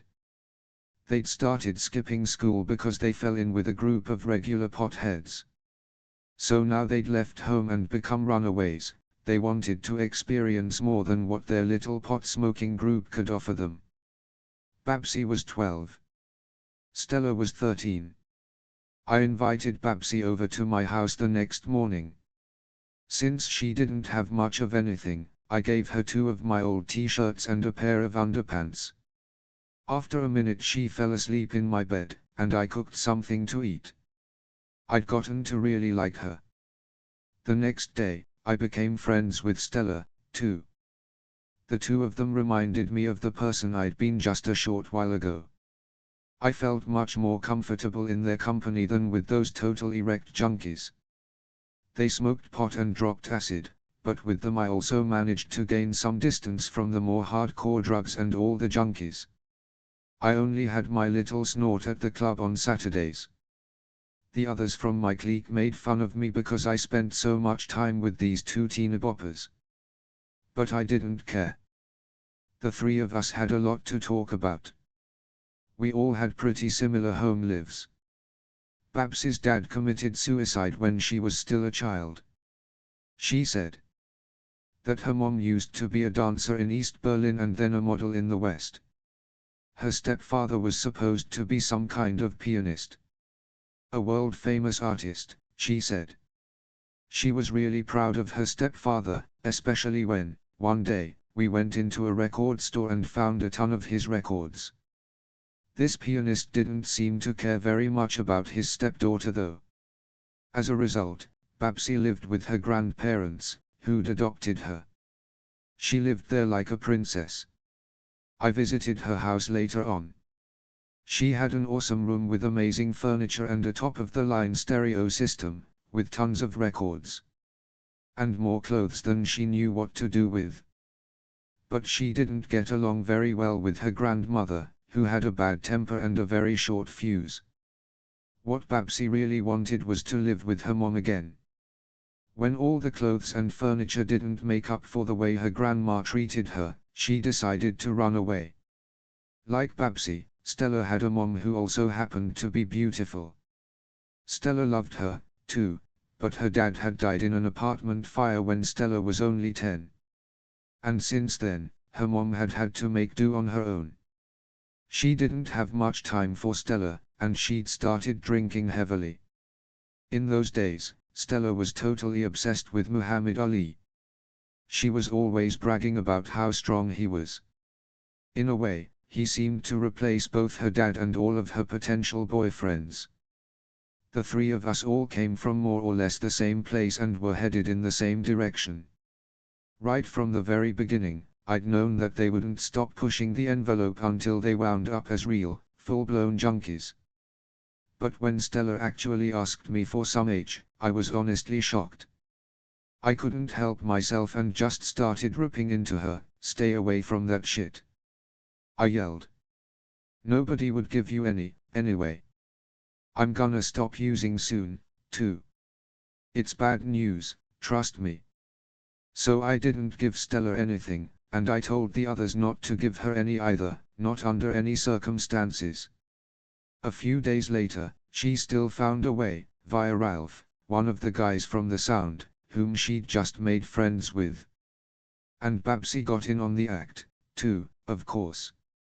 But for a while after that, they were pretty limited in terms of what they could do. They were picked up during a drug bust and escorted back home. I didn't see them again for a few weeks. In the meantime, spring had arrived, and it was getting warmer every day. The first sunny days of the year always carried happy memories along with them. Even when I was a kid, I was immediately reminded of running around barefoot, stripping down to my underwear, splashing around in the water, and watching the flowers open up in the garden. Every new spring, I experienced that same rush of joyful memories. But in the spring of 1976, I waited in vain for that feeling of contentment. I thought it was impossible for life to keep dragging along once the sun came out. But even after the spring came, I was still lugging all my old problems around with me. I wasn't even sure what I was worried about, or what was bothering me, or what my problems were. I snorted H, and the problems were gone. But the high didn't last anywhere near as long as it used to. I celebrated my 14th birthday in May. My mom gave me a kiss and 50 marks. She'd cobbled it together out of her household budget. I was supposed to buy myself something that would make me really happy. That evening, I took the subway to where the dealers hung out at the Kurfürstenstrasse. I spent 40 marks for a half-gram of heroin. I'd never had so much all at once. For 6 marks, I also got a pack of cigarettes. I smoked all the time now, sometimes even chain smoking one after another. I could go through a whole pack in just a couple of hours. That left 4 marks for the sound. I ran into Ditlev right after I got there. He gave me a kiss, which was extra sweet, and wished me a happy birthday. I returned the favor, since his birthday was just 2 days before mine. He was a little disappointed at the time because his parents didn't even say anything to him on his birthday. Only his grandmother remembered. He had it worse than I did. I tried to console him by saying, "Don't read anything into it, just let it go." It helped that I also had an awesome present for him. I bought him a fix. I had enough dope to keep us high all the way through to Sunday. After the double birthday party, which consisted of a huge snort for me and a decent fix for Ditlev, we started dating seriously. Until then, Ditlev had just gone from one casual date to the next, and I'd spent a lot of my time with Babsy and Stella. Now we spent as much time together as possible. Ditlev had just quit his apprenticeship as a pipe fitter and was pretty much always free. When we had enough money, we shot up and got high together. Summer vacation had finally arrived. On the very first day, Ditlev and I and a few others from our group went to the Wannsee public beach, at one of the many lakes in Berlin. We were completely broke, as usual. But it didn't take long for me to learn how to snatch loose-lying valuables and then convert what I'd stolen into cash. We hung around in the back, near the woods, where the older ladies sat. They were there for the shade because they couldn't handle too much sun anymore. First, we started small and just took what we needed. So we'd go to a blanket with a cooler next to it, after the people sitting there had gone out for a swim. Then I'd say, "Where'd Grandma go?" and take a few cans of Coke out of the cooler. Then after that, I swiped a towel and a blanket. And then in the evening, I was able to grab a boombox and some other little things, and Ditlev got a watch. Back at the Sound, I was able to sell the boombox in no time and made 50 marks on the deal. It was an awesome day. And the way I saw it, it was only going to get better from that point on. When I had the money in my hand, I told Ditlev, "Enough of this snorting stuff. Today I'm going to shoot up instead." Ditlev put up a weak protest, just like he had before. But it was absurd. Whether you got high by snorting your dope or shooting it into your arm, it made no difference, really. The only difference was that when you were snorting, people didn't consider you a real junkie. As long as you were snorting, you could still consider yourself just an occasional user. We went to a hot spot just around the corner, on Kurfürstenstrasse. By now our regular dealer was able to spot us from pretty far away. He started walking over as he saw us and then waited until the coast was clear to actually come and meet us. I bought 2 quarter-gram packets from him for 40 marks. I was finally ready to shoot up. When you snort, it takes a while for the high to take effect. But when you shot up, people said it was like a hammer hitting you. I'd overheard some of the guys in our clique saying it was almost like having an orgasm. Without pausing for even a second, and without considering that this next step would also entail a simultaneous drop into wretchedness, I gave in to my basic, overwhelming desire. We walked to the public bathrooms near Potsdamer Straße. It was a really bad area at the time. There were some hobos and panhandlers hanging out in front, and in return for a pack of cigarettes, we got a few of those guys to let us know if they saw any cops. They knew the drill already and were always dying for cigarettes. We had someone else with us. Tina, a girl from the Sound. Ditlev took a syringe, a spoon, and a lemon out of his plastic bag. He put the junk on the spoon, added some water, and then used a few drops of the lemon juice to help the heroin dissolve more easily, since it was never that pure. Then he held a lighter beneath the spoon until everything was boiling and drew the mixture up into the syringe.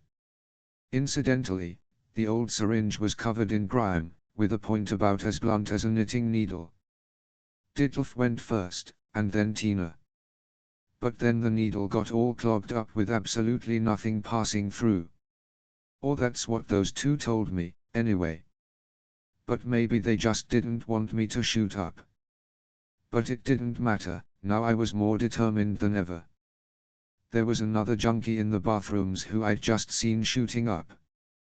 He was a total wreck, all fucked up. I asked him if he'd let me borrow his syringe, and he did. But then a wave of utter horror, almost nausea, hit me when I thought about shoving that needle into the vein in my arm. I put the needle where I knew it was supposed to go but couldn't force myself to do it, even though I'd seen everyone else do it 1,000 times before. Ditlev and Tina pretended that it wasn't any of their business. So I had to ask the junkie for help. It was obvious that he knew it was my first time, and I felt pretty stupid having to ask someone with so much experience to help me out. He said it was a shame, a fucking shame, but then he took the needle from me anyway. My veins were pretty hard to see, so he had trouble hitting one. He had to jam the needle in 3 times before he was able to draw any blood, indicating that he'd finally hit the vein.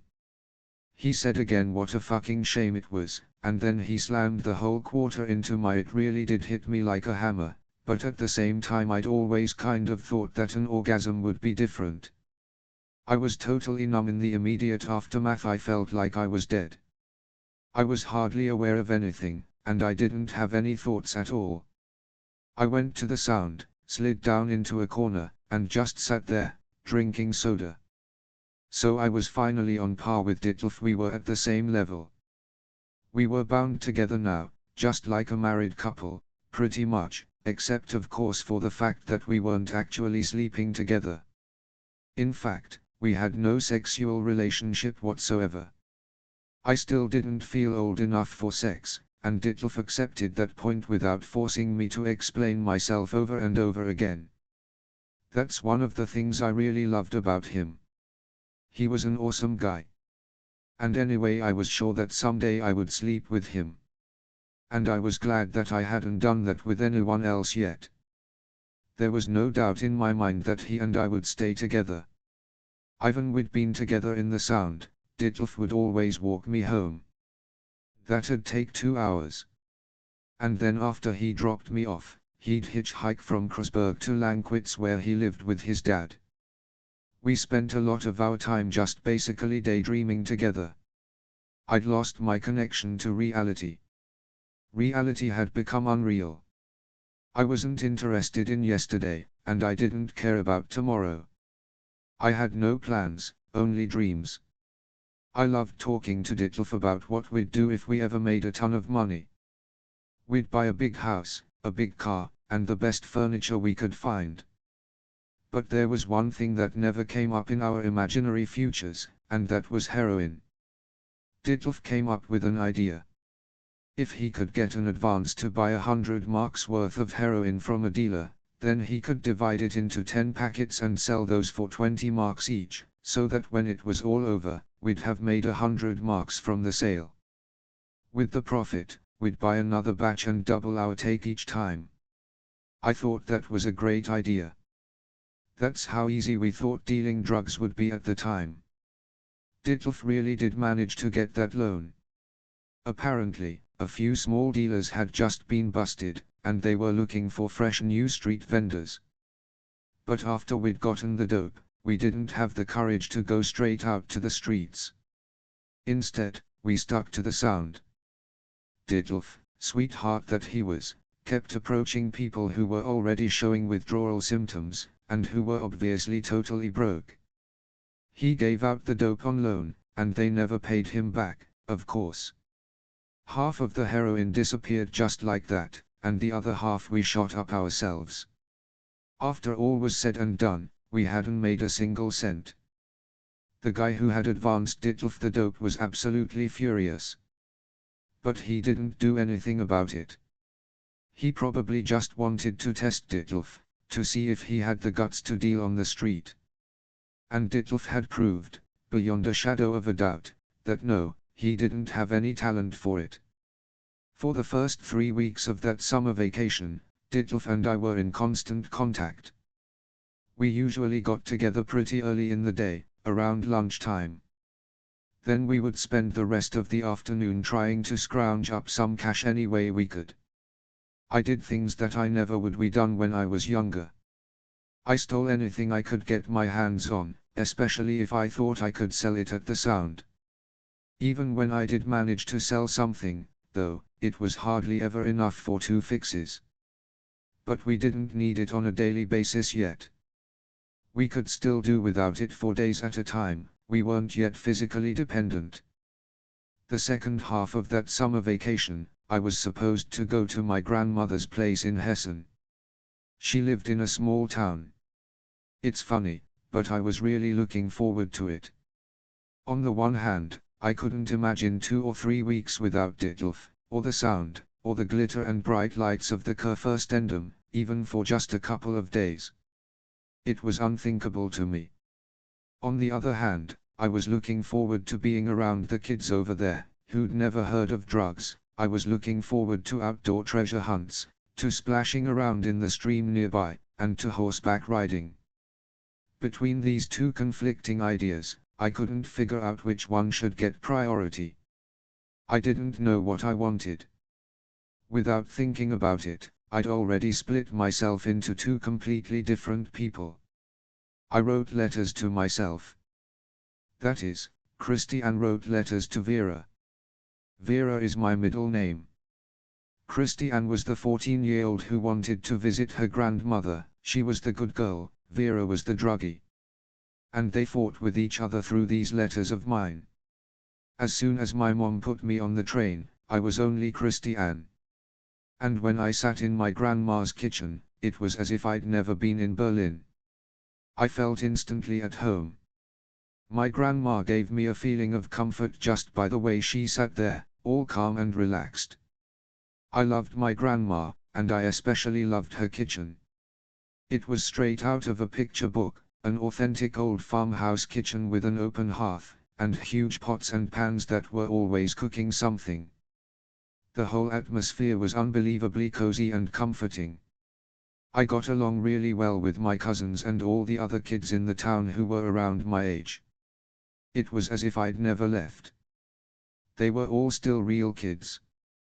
And I was, too. For the first time since I don't know how long, I felt like a kid again. I threw my high-heeled boots into the corner, and depending on what the weather was like, I would either borrow sandals or rubber boots from the others. I never even touched my makeup because here I didn't have to prove anything to anybody. I went horseback riding a lot, and together with the other kids, I'd go on treasure hunts both on horseback and on foot. Our favorite playground was still down by the stream. We'd all grown a bit since the last time we were together, so the dams that we had to build needed to be huge. They caused little reservoir lakes to form behind them, and when we cut a breach into the dam at the end of the day, a torrent of water at least 10 feet high shot down the stream.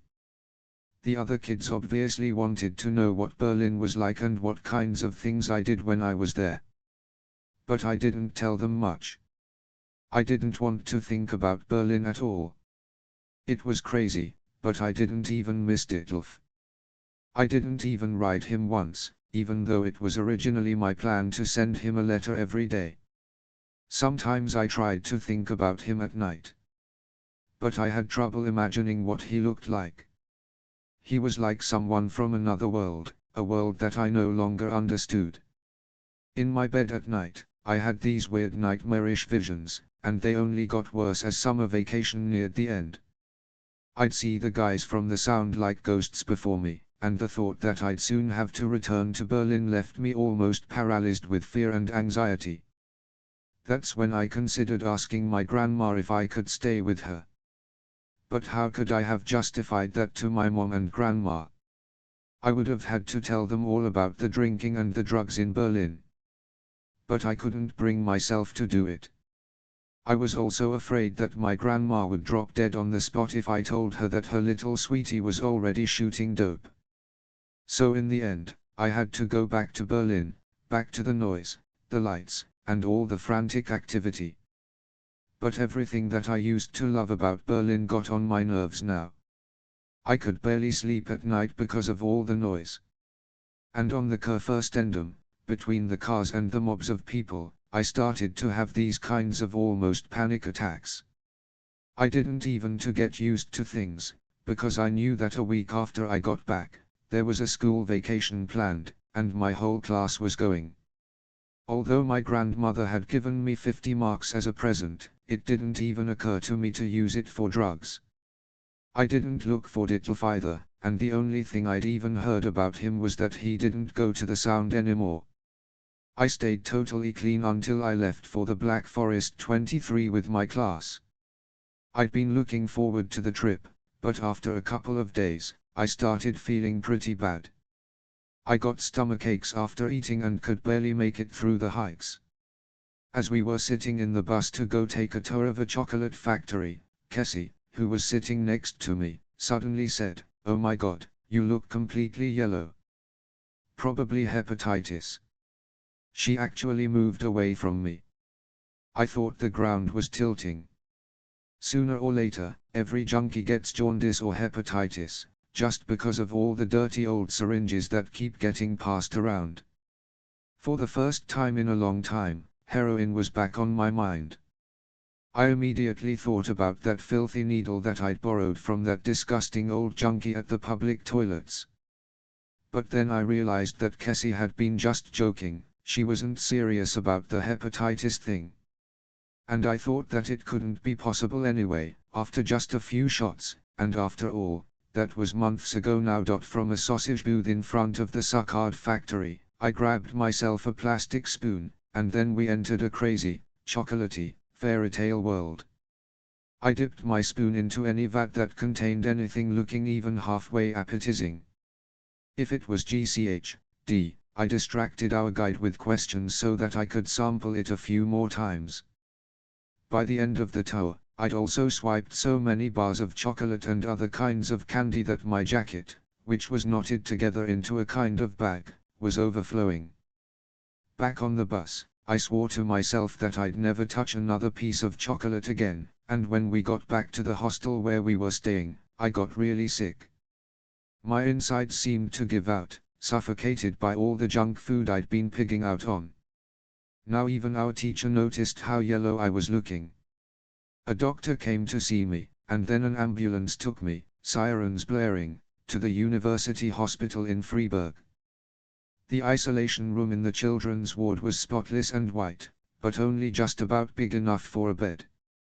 No pictures on the wall, nothing. The nurses silently brought me food and medication. Occasionally, the doctor came by to ask how I was feeling. That went on for 3 weeks.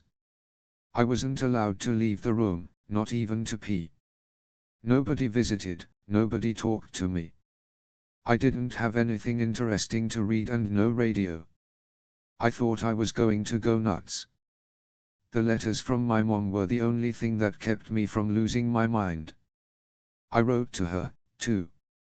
But more than anything else, I wrote to my 2 cats, the only pets I had left. After I'd written the letters, I would put them into tiny little envelopes that I folded myself. Sometimes I thought about my grandma and the kids in that town and the stream and the horses, and sometimes I thought about Berlin, about the sound, about Ditlev and about heroin. I didn't have a clue who I was. When I was feeling really depressed, I'd think, you're just another heroin junkie, and now you've got your first case of jaundice. Congratulations. When I was imagining living at home with my cats and trying hard in school, I'd be thinking about spending every vacation at my grandma's. This went back and forth for days. Sometimes I wouldn't think about anything for hours, instead I'd just stare at the ceiling, wishing I were dead. After a while, I started to worry that the doctors would figure out how I'd developed my case of jaundice in the first place. But the track marks had healed over the last few weeks, and I didn't have any scars or thromboses yet. Anyway, who would think that the children's ward in Freiburg would have a heroin junkie in its ranks? After 3 weeks, I had to practice walking again, a little at a time. Then, finally I was allowed to take a flight back to Berlin. The insurance paid for that. Once I got home, I had to go right back to bed. I was glad to be back home with my mom and my cats. I didn't think about anything else. My mom then told me that Ditlev had stopped by a couple of times and asked about me. My mom told me he'd looked really upset because I'd been gone for so long. After that, I started to think seriously about Ditlev again. In my mind, I pictured his beautiful wavy hair and his kind, sweet face. It made me really happy that someone had been worried about me, that I was loved by someone. By Ditlev. And I felt really guilty that, for a couple of weeks, I'd almost forgotten all about him. After a few days, Ditlev somehow found out that I was back and came by to visit. I was in for a shock. When he came around to the front of my bed, I was left absolutely speechless. Ditlev had lost so much weight that he was nothing but skin and bones. His arms were so thin that I could easily reach all the way around them with one hand. His face was hollow and white as a sheet, but even so, he was still beautiful. His eyes had somehow become larger and sadder. All the old emotions came rushing back. I was in love with Ditlev again. It didn't bother me that he'd become so emaciated. And I definitely didn't want to think about what had caused his physical deterioration. At first it was hard for us to talk. He only wanted to hear about me. But I didn't have anything to tell him that would have interested him. It didn't occur to me at all to tell him about my time at my grandma's or the games I'd played with the kids out there. I finally asked him why he didn't go to the sound anymore. He said that it was shitty, when it really came down to it. I asked him where he was hanging out instead, and after a minute he told me, at Zoo Station. I asked him what he was doing there. Turning tricks, he said. For some reason, it didn't shock me at the time. I knew from other junkies that they occasionally earned money that way. I didn't have a clear idea of what it really meant to be a prostitute, and I didn't really want to spend any time thinking about it. I only knew that it was a way for some guys to get off, that it was supposed to be separate from any real emotions, and that the guys who sold themselves could make a lot of money doing it. But on that day, I was just happy that Ditlev had come over, and that he still really loved me, and that I loved him. The following Sunday was the first time since my return that I was allowed to leave the house. Ditlev picked me up in the afternoon. We went into a cafe on Lietzenberger Street. Almost everybody there was gay, and almost everybody knew Ditlev. They were all very nice to me and had a lot of really nice things to say. They congratulated Ditlev on his pretty girlfriend. And I noticed that he was really proud that I was his girlfriend. That was the reason why he dragged me to this cafe where everybody knew him. I liked these gay men. They were nice to me and didn't try to hit on me like other men did, with their idiotic come-ons. They thought I was cute and liked me without expecting anything in return. All their compliments made me feel really good about myself. I went to the bathroom and looked in the mirror. I thought they were right. I really did look after having not touched heroin for over 2 months. I'd probably never looked better. Ditlev said that he still had to go to zoo station because he'd promised Bernd, his best friend, that he'd meet him there. Bernd had worked the street for both of them that day. Ditlev didn't have time that day because of me. But obviously I was going to come along. I was looking forward to seeing Bernd again. Bernd had just left with a customer when we got there, so we had to wait around for a bit. The station didn't seem as horrible as I'd remembered. But then again, I was mostly looking at Ditlev. At one point, Ditlev started talking to another kid, and left me standing by myself for a minute. Right away, some foreigners tried to hit on me. All I heard was, "How much?" or something like that.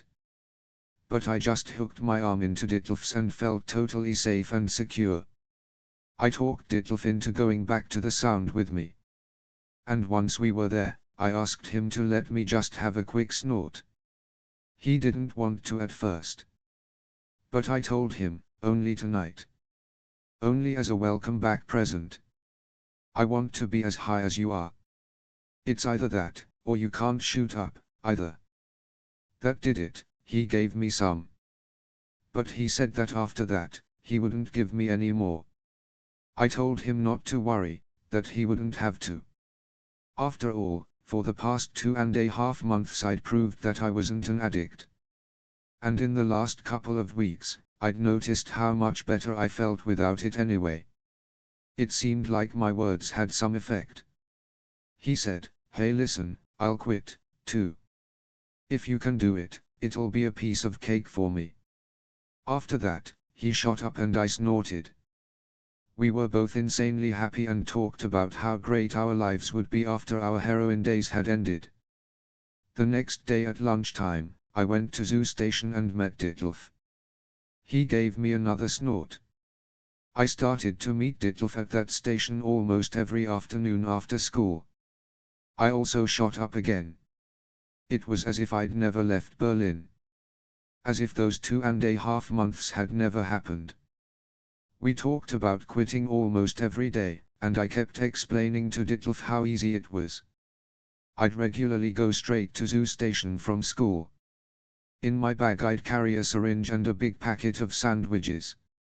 My mom must have wondered how I managed to get skinnier and skinnier when I was taking so many sandwiches to school. I brought them for Ditlev and his friends. They were dying for those lunches. At first Ditlev was really pissed about my joining him there. He didn't want me to be around while he was working the street, hustling. He told me directly, "I don't want my girlfriend hanging out at zoo station, where you just don't know what's around the next corner. It's a dangerous place, with dangerous people. You can meet me anywhere else. Just don't come here." It went in one ear and out the other. I just wanted to be with Ditlev, and it didn't matter where. Bit by bit, I'd started to feel almost comfortable in that grimy station. Everything had, at the very least, become more familiar. I didn't notice the rotten stench of piss and disinfectant anymore. The whores, the junkies, the human waste, the dispossessed, the beggars, the bums, the cops, the drunks, the vomit spilling over everything, all of that had unquestionably become my natural habitat in the time between school and nightfall. That's where I belonged because that's where Ditlev was. At first it bugged me, the way the other girls at the station sized me up, running their eyes up and down my body like I wasn't even human. Somehow they managed to be even more aggressive than the customers. But then I realized that these girls, who were selling themselves at the station, were also threatened by me. They were scared that since I was younger, fresher, and less spoiled, I would snatch away their best customers. And I guess that much at least made sense. I looked better than they all did. I still took care of myself and washed my hair almost every day. You couldn't tell that I was using heroin just by looking at me. And I knew that in that respect, I had an advantage over the other girls. That made me feel good. The customers would have just flocked to me. But I didn't have to go selling myself. Instead, Ditlev was the one who did it. I was able to get my dope without whoring myself, and it was clear from the way the other girls watched me that they envied me. At first, the customers drove me crazy. Especially the immigrants in the area, with their constant, "You fuck. You go hotel." Some of them would only offer like 20 marks. After a while, I discovered I could get some shots in and have some fun with these guys. I'd say, "In your dreams, asshole. For someone like you, it would take 500 to even stand a conversation with me." Or I'd just stare straight through a guy and say, "With you? No chance in hell. Fuck off." It was kind of thrilling to force these pathetic assholes to tuck their tails between their legs and slink away. I acted superior with Ditlev's clients, too. Even one of them would get cocky with me or try to get into my pants, Ditlev was right by my side. And before Ditlev left with a customer, he'd ask his friends at the station to look out for me. They were like brothers to me. They chased away anyone who tried anything funny. I was pretty much over the sound. I just hung out at zoo station now instead. I lost touch with most of my old friends, and just saw the same few zoo station people, Ditlev of course, and also two other guys, Bernd and Axel. Compared to Ditlev and Bernd, Axel was pretty ugly. None of the features in his face seemed to match.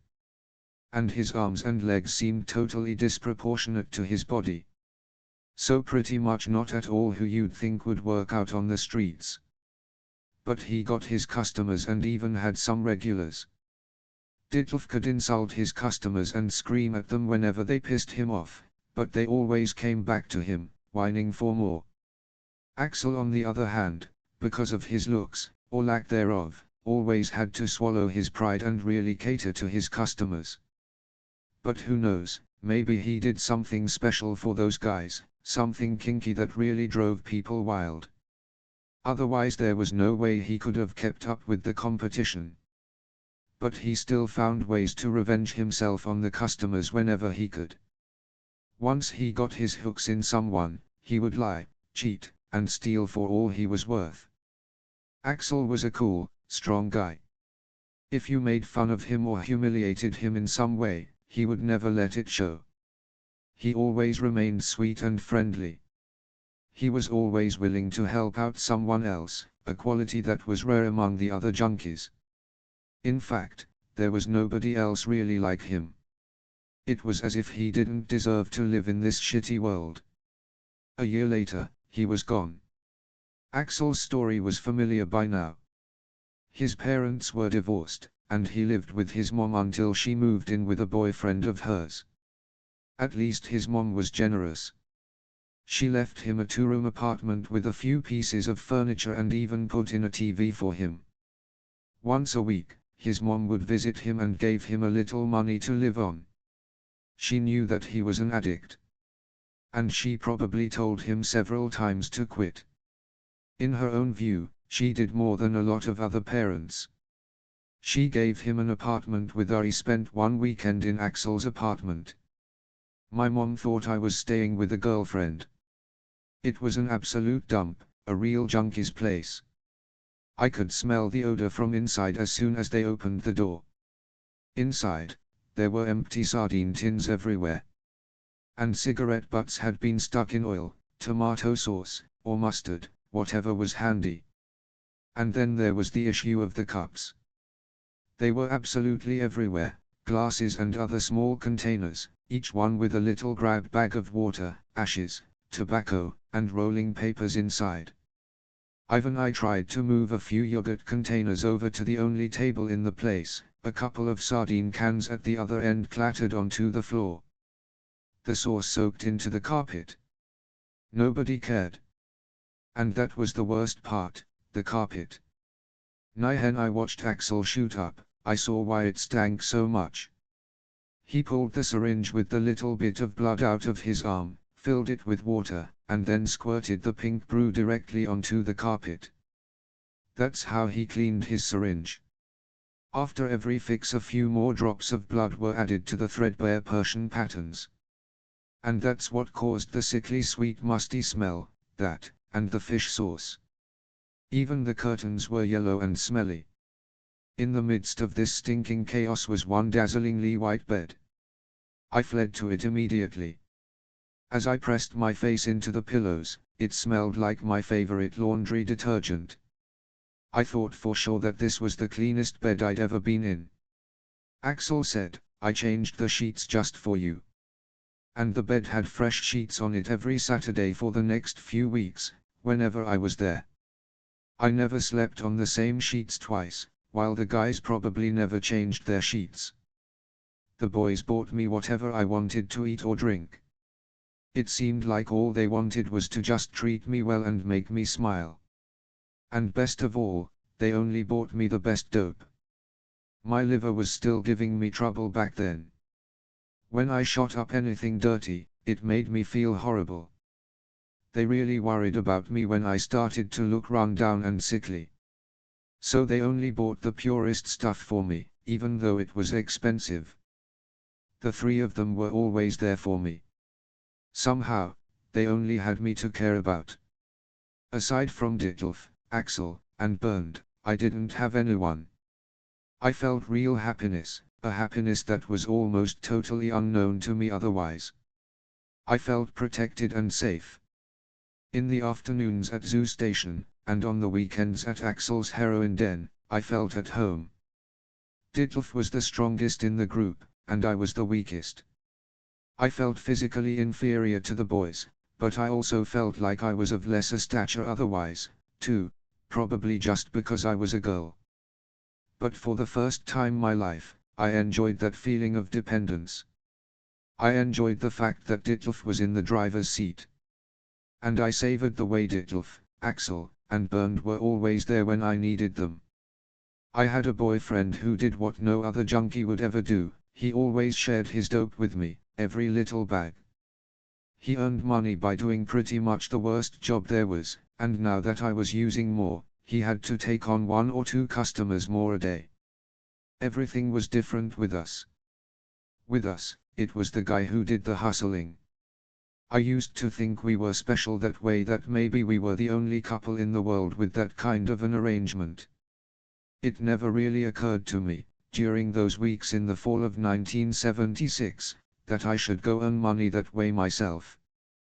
I mean, every once in a while the thought would pop into my head, usually when Dittelf had to go off with a scumbag customer, but I knew that Dittelf, who never threatened me, would have slapped me if I so much as hinted at working the streets myself.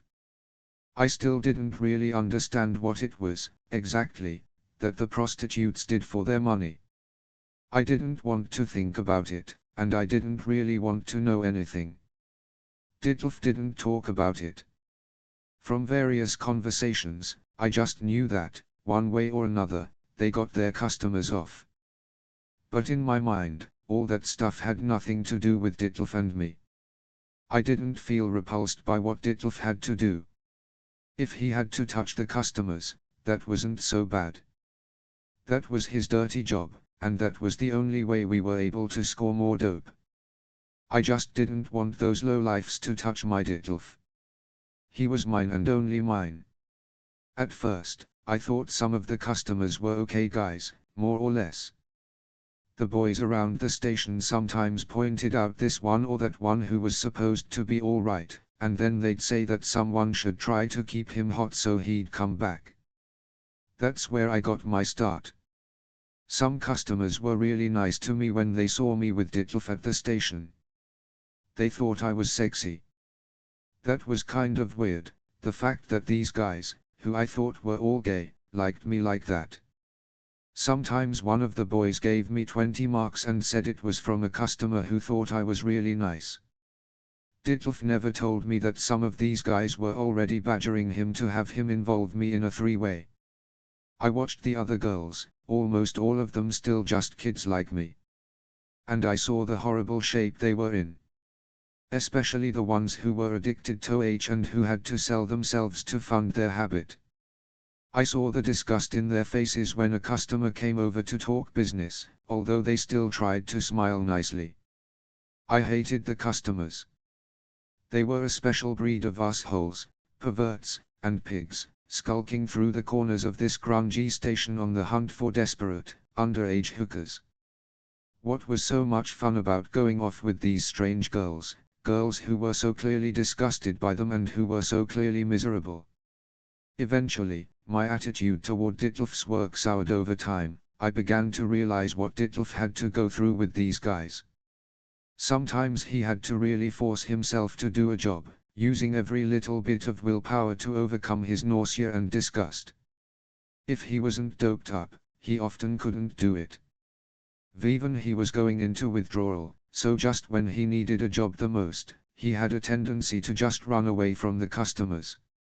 Axel or Bernd would usually step in at that point, so that the money wasn't lost. But it really took it out of them. Axel and Bernd also had to be doped up in order to make it work. It really bugged me that these guys all ran after Ditlev like that. They stammered their funny confessions of love for him and slipped him love notes while I was standing right there next to him. They were all so pathetic and lonely. But I couldn't feel sorry for them. It made me want to scream. Don't you get it? I wanted to yell, Ditlev belongs to me, and no one else. And definitely not some sad, old asshole like you.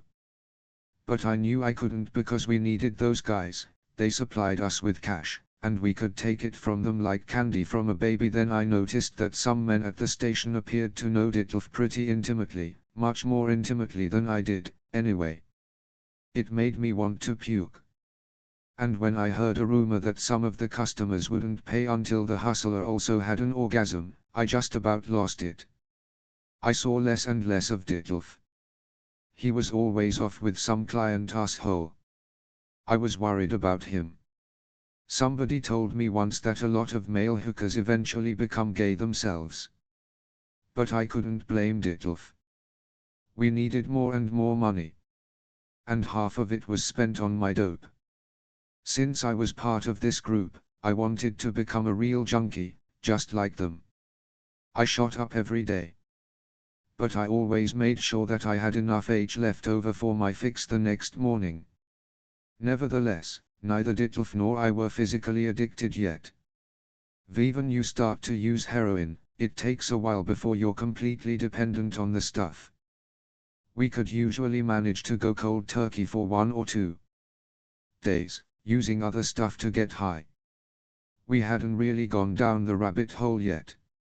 And since we were able to take some time off, we talked ourselves into believing that we were different from all the addicts, all the junkies, all the human wrecks.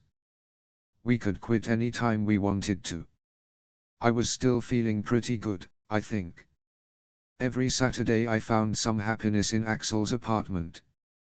Ditlev would crawl under the clean sheets with me, give me a goodnight kiss on the lips, and then turn around.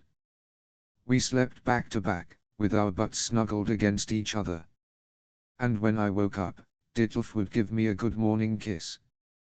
That was as far as we'd go for the first 6 months of our relationship. When I first met Ditlev, I'd already had some experience with male brutality. And I told him right away I'm still a virgin, you know. And I want to take my time. I want to wait until I'm a little older. He understood immediately and didn't make a big deal out of it. I was his girlfriend, of course, and we could talk together about anything and share everything, but at 14 I was also still a child. He was always so sensitive and understanding. He was able to sense what I wanted, and without my saying so, he could tell what I could and couldn't do. Sometime in October, I asked my mom to put me on the pill. She got a prescription for me because by that time, she knew that Ditlev and I were sleeping in the same bed, and she didn't believe that there was nothing going on between, so I took the pill but didn't let Ditlev know about it. I was still afraid. When I got to the apartment one Sunday at the end of October, Axel had put fresh sheets on his bed. He said that it was silly that he stretched out in that big bed while the two of us squished onto a small cot. So we should take his bed. All of a sudden, the apartment seemed to kind of lighten up. Ditlev proclaimed that the apartment could use some house cleaning for a change. The rest of us immediately agreed. I started by tearing open every single window in the apartment. When some fresh air started to come in, I realized once again what a horrible stench we'd been living in. Any normal person would have been knocked out by the stink of blood, ashes, and moldy sardine cans before he even set one foot inside. 2 hours later, the apartment was in a state of utter chaos. We gathered up these huge piles of trash, each one a kind of garbage dump unto itself, and stuffed everything into plastic bags. At the end, I even started up the vacuum cleaner and cleaned out the bird cage. A sleepy parakeet looked down from his perch at all this activity. Axel's mom had given the bird to him along with the TV, since her boyfriend didn't like birds. But the thing was, Axel hated it, too. When it was lonely and started to chatter and tweet, Axel banged his fist against its cage, which made the poor creature start thrashing all around in there. None of the guys did anything for the bird. But Axel's mom brought it some food once a week, and I gave it enough birdseed on Saturdays to last through the whole week. I also bought a little glass water dispenser for the bird, which was able to hold enough clean water for 6 days. That night, when we went to bed, everything was different. Ditlev didn't give me a goodnight kiss and he didn't turn around. He started talking to me. Softly, and lovingly. I felt his hands on me, easy and gentle. I wasn't anxious at all. I touched him, too. We caressed each other for a long time without saying a word. It was wonderful. Probably an hour went by before Ditlev said something again. He asked, "Will you sleep with me next Saturday?" I just said okay. I'd always been afraid of this question. But now, when Ditlev asked, it made me happy. After a while I added, under one condition. We have to both be sober. I don't want any H involved. I mean, otherwise I might not like it. Or I might love it and think it's incredible but only because of the dope, and then maybe I won't be able to appreciate it when I'm sober. I want to be totally sober. And I want you to know what it's like when you're sober with me. Ditlev said okay, and then he gave me my goodnight kiss. We turned around and fell asleep, like always, with our backs pressed against each other. We really did stay sober that next Saturday. The apartment was dirty and stinking again, but our bed had fresh white linens on it. As we were taking our clothes off, I started feeling a little anxious. At first we just lay side by side without moving. I thought of the girls in my class who told stories about when the boys got on top of them for the first time. How they'd forcefully rammed their thing inside them and wouldn't stop until they were finished. The girls said that it hurt like hell the first time. And a few of them didn't even keep dating the guy who took away their virginity. I told Ditlev that I wanted to have a different experience from the girls in my class. He said he understood.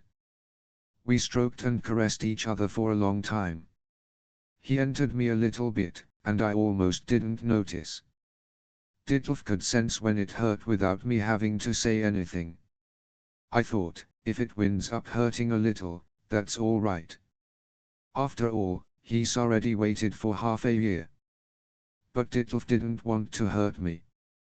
After a while, it was like we were one person. I loved him intensely right then. But still, for some reason I couldn't do much more than just lie there, completely motionless and stiff. Ditlev didn't move either. He must have sensed what I myself couldn't think or express just then.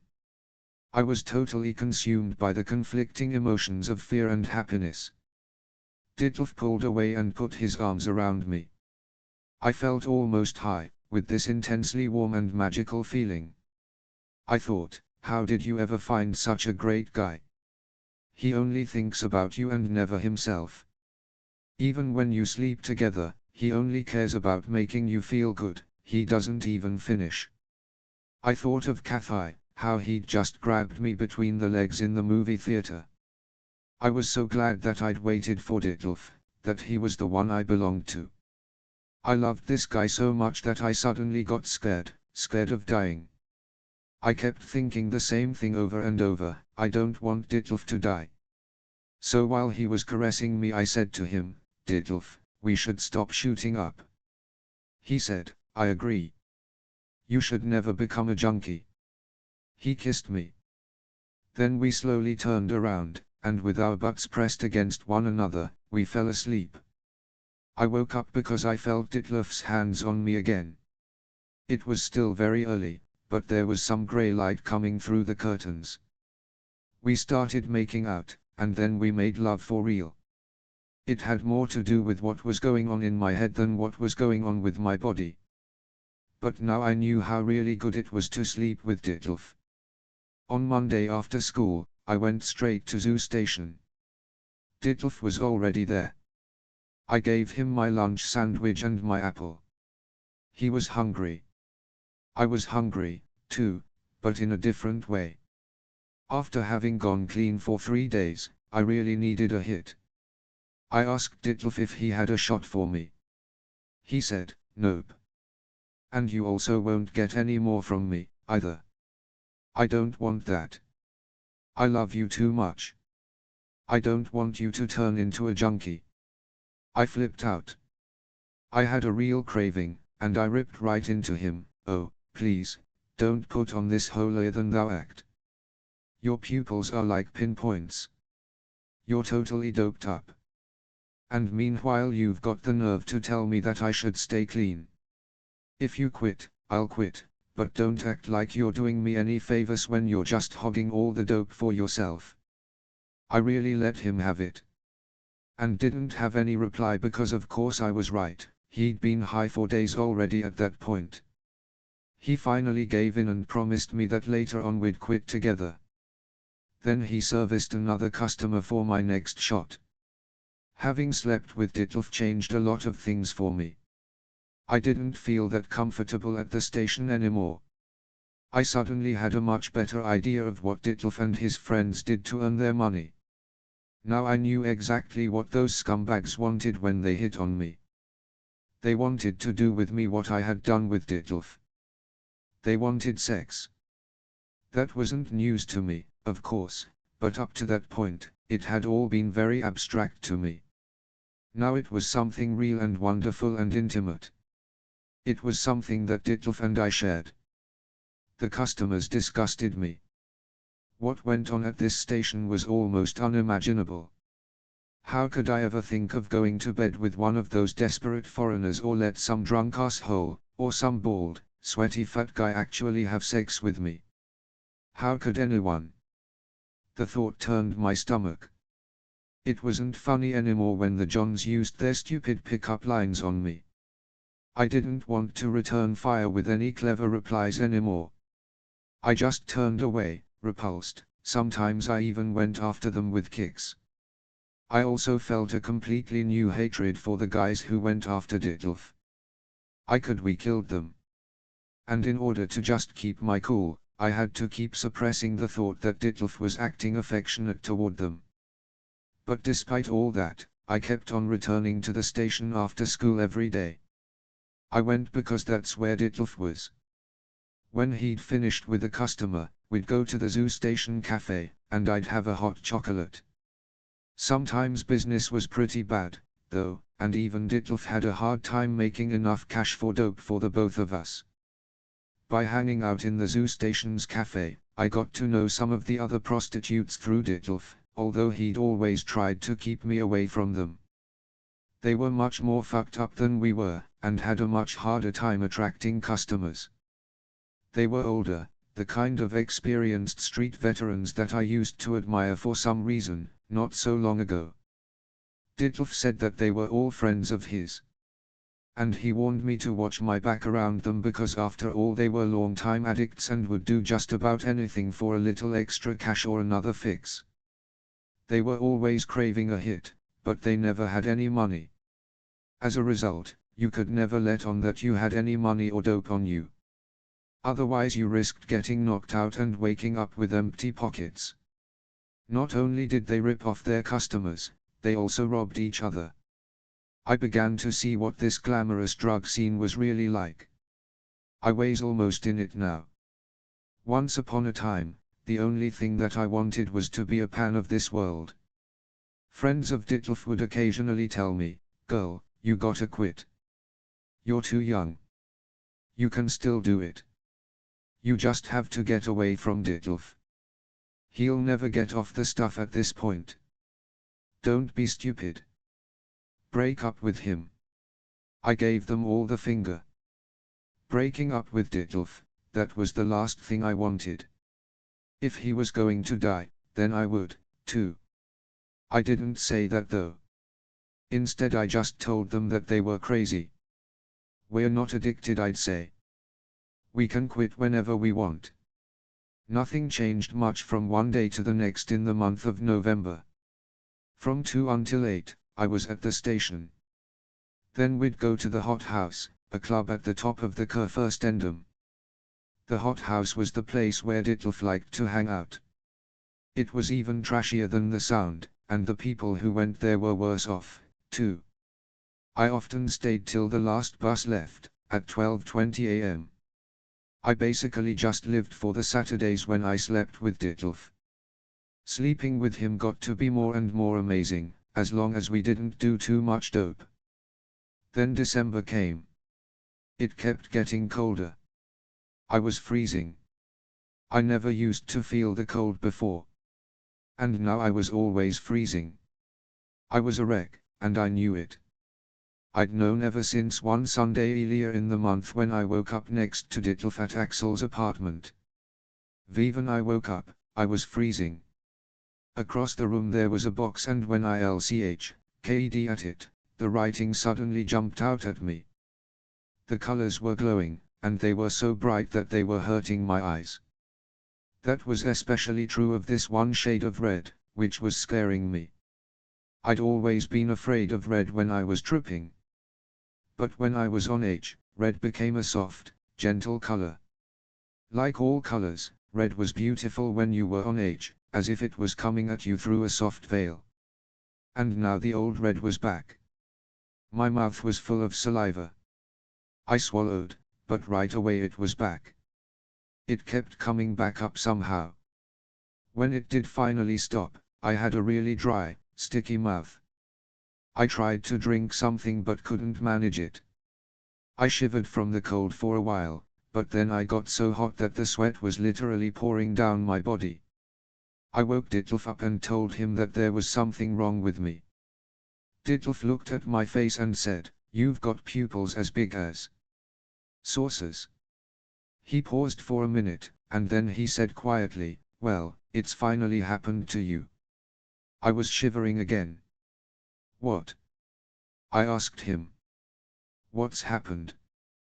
Ditlev said, "You're having withdrawal symptoms. You're at the point now where you have to have it." I thought to myself, that's it, then. That's what it's like. You've got the hunger now for real. But they're really not so bad, the withdrawal symptoms. Everyone was always making such a big deal about them, but at least I wasn't in any actual pain. In the end, it just turned out to be some nausea, some shivering, and some weird experiences with colors. Ditlev didn't say anything else after that though. He picked a small packet out of his jeans pocket and then grabbed some ascorbic acid and a spoon and knocked the stuff over a candle. Then he gave me the syringe, ready to go. I was shaking so much that I had trouble hitting the vein. But I managed it after a second. Then I felt fine again. The colors turned soft and gentle, and the saliva in my mouth was gone. All my problems had vanished, and I fell back asleep next to Ditlev, who'd also shot up while he was at it. When we got up around noon, I asked Ditlev how much dope he still had. He said, "Of course you'll still get a shot before you go home tonight." But I need something for tomorrow morning, too. I don't have that much anymore, he replied. And I'm really not in the mood to go to the station today. It's Sunday and there's nothing going on there, anyway. I was furious, and in a panic I yelled at him, "Don't you get it? If I don't have a fix tomorrow morning, then I'll go into withdrawal again and won't be able to make it to school." "It was always going to happen like this," he said, "and now it has." We went to the station in the afternoon. I had a lot of time to think things over. My first withdrawal symptoms. I was now physically dependent on H, and I was financially dependent on Ditlev. In all honesty, it was my dependence on Ditlev that was more worrying. What kind of love was that, when one person was totally dependent on the other? What if I have to beg and plead with Ditlev to give me dope some night? I knew how junkies could get when they were going into withdrawal. I had seen how they humiliated themselves and how they let other people humiliate them, too. How they shrank down to nothing. I couldn't beg. And I definitely couldn't beg Ditlev. If he allowed me to beg, then it was over with us. I'd never been able to beg anyone for anything. Ditlev finally found a customer, and I had to wait a really long time for him to get back. From then on, I'd have to wait for Ditlev to get my morning hit. I was in a dark mood that afternoon. Without thinking about it, I'd started a long conversation with myself, a kind of self-examination which went more or less like this: "So, Christiane, now you've done it. You got what you've always wanted. Is this what you imagined? No, it wasn't. But this is what you wanted, right? For some reason, you always admired those old heroin fiends. Now you're one yourself. You're not a little girl anymore, and nobody can make you feel like one ever again. You don't have to wonder what it's like to go into withdrawal anymore. You know enough now to stay away from cons. Now you can be the one doing the con." I wasn't very good at making myself feel better. I kept thinking about the craving, the withdrawal. I remembered how I'd always laughed at the junkies in withdrawal. I never really understood what was going on with them. All I knew was that they seemed helpless, so easily hurt, they had no strength. Junkies in withdrawal would never talk back to anyone, so everyone walked all over them. They were almost subhuman. Sometimes I'd use them as an aid to my own ego or to release some pent-up anger or frustration. If you knew how to do it, you could reduce them to absolutely nothing, give them a real wake-up call. You just had to tease out their weaknesses, their sore spot, and keep hammering away at it, until they collapsed. After all, when they were in the pain of withdrawal, that's when they had the insight to see what miserable losers they really were. These were the same people who generally acted like they'd been everywhere, done everything, and were over it. But when they were in withdrawal, the act was over. They didn't feel superior to anyone anymore. And now that's exactly what they'll do to you, I thought. They'll tear you to pieces. They'll see how pathetic you really are. But you knew this all already, didn't you? Funny how it only occurred to you today. These little talks with myself didn't really help much though. We talked to someone else. I could have simply gone up to one of those junkies at the station. But instead I crawled into a dark corner near the train station's post office. I already knew what other people would say to me. Ditlev, too. Ditlev could only come up with clichés when it came to our DMG habit. "Don't take it so hard," they'd say. "Just pull yourself together. It'll all work out in the end. If you really want to, you can quit. There's methadone 25 available if you need it." The only one I could maybe talk to was my mom. But that wouldn't work, either. I couldn't do that to her.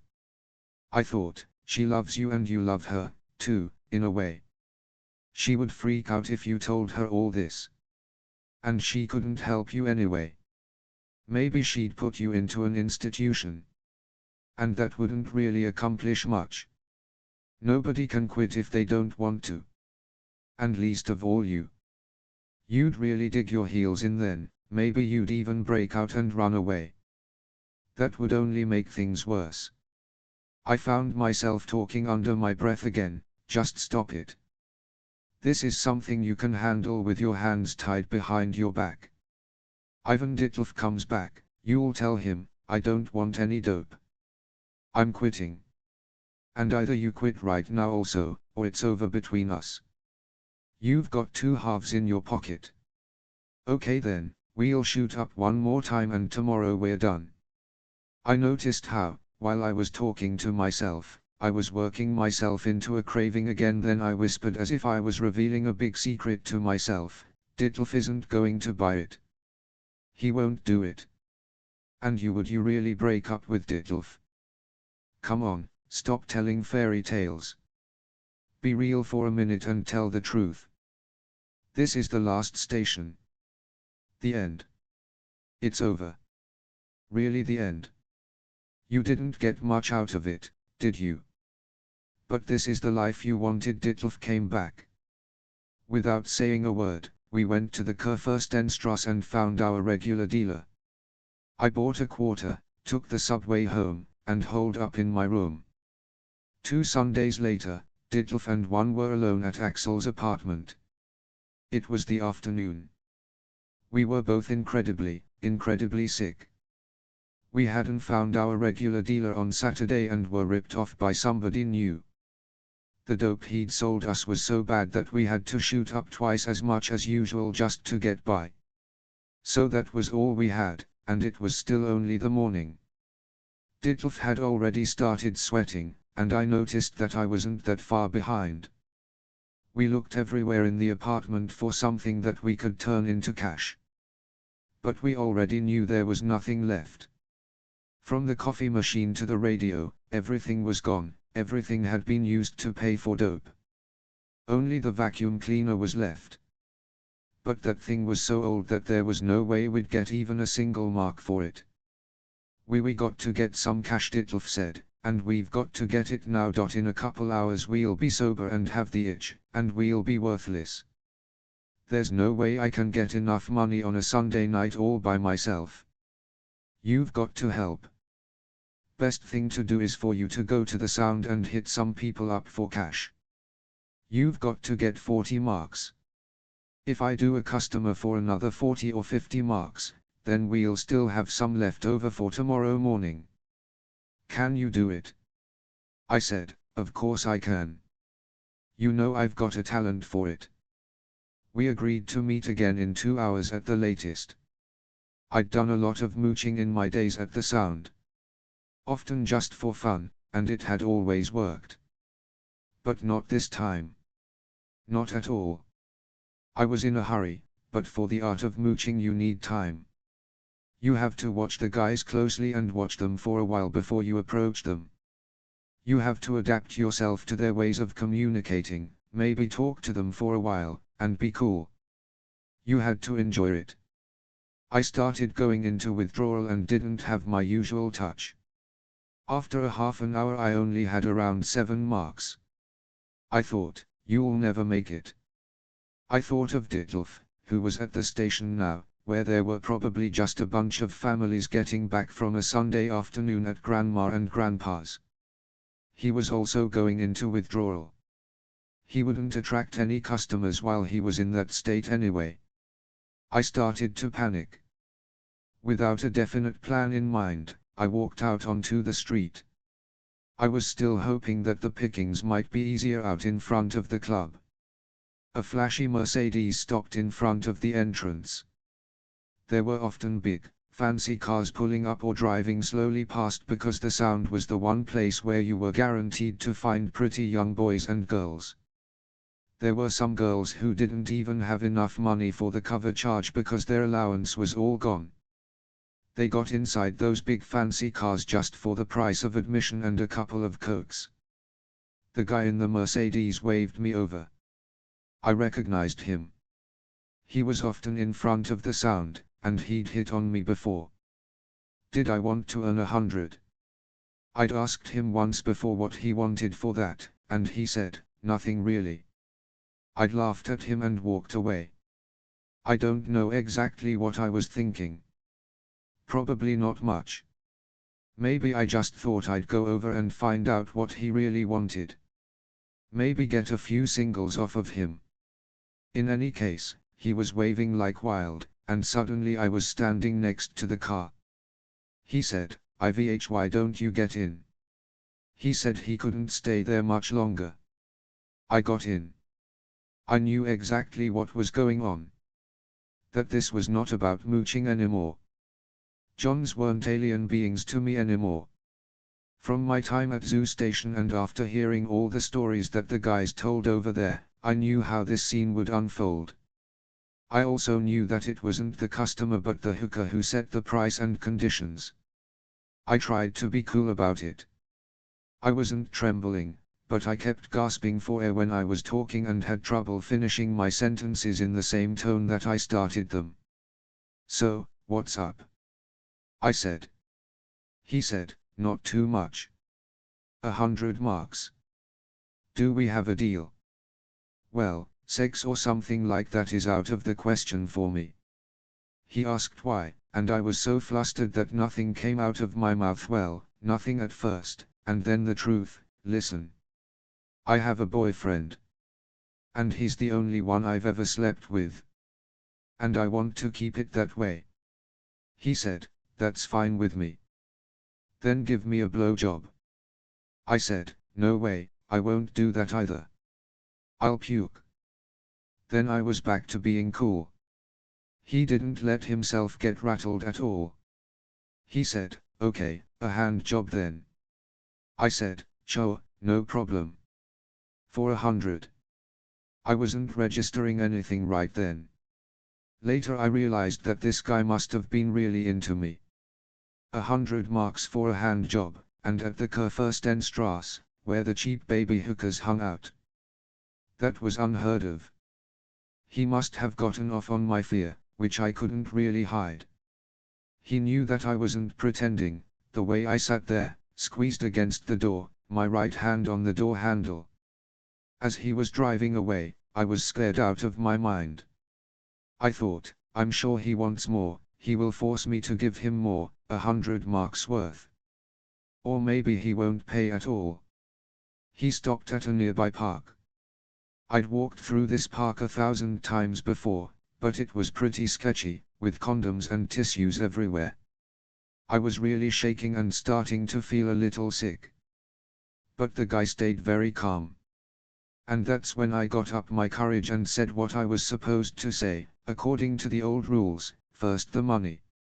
He gave me 100-mark note. I was still scared. I'd heard enough stories about customers who took the money back by force, after it was all over. But I knew what I had to do. The boys in our clique had lately exchanged a lot of stories about their experiences with customers because there wasn't much else to talk about. I waited for the moment when he was undoing his pants and opening his fly to slip the money into my boot.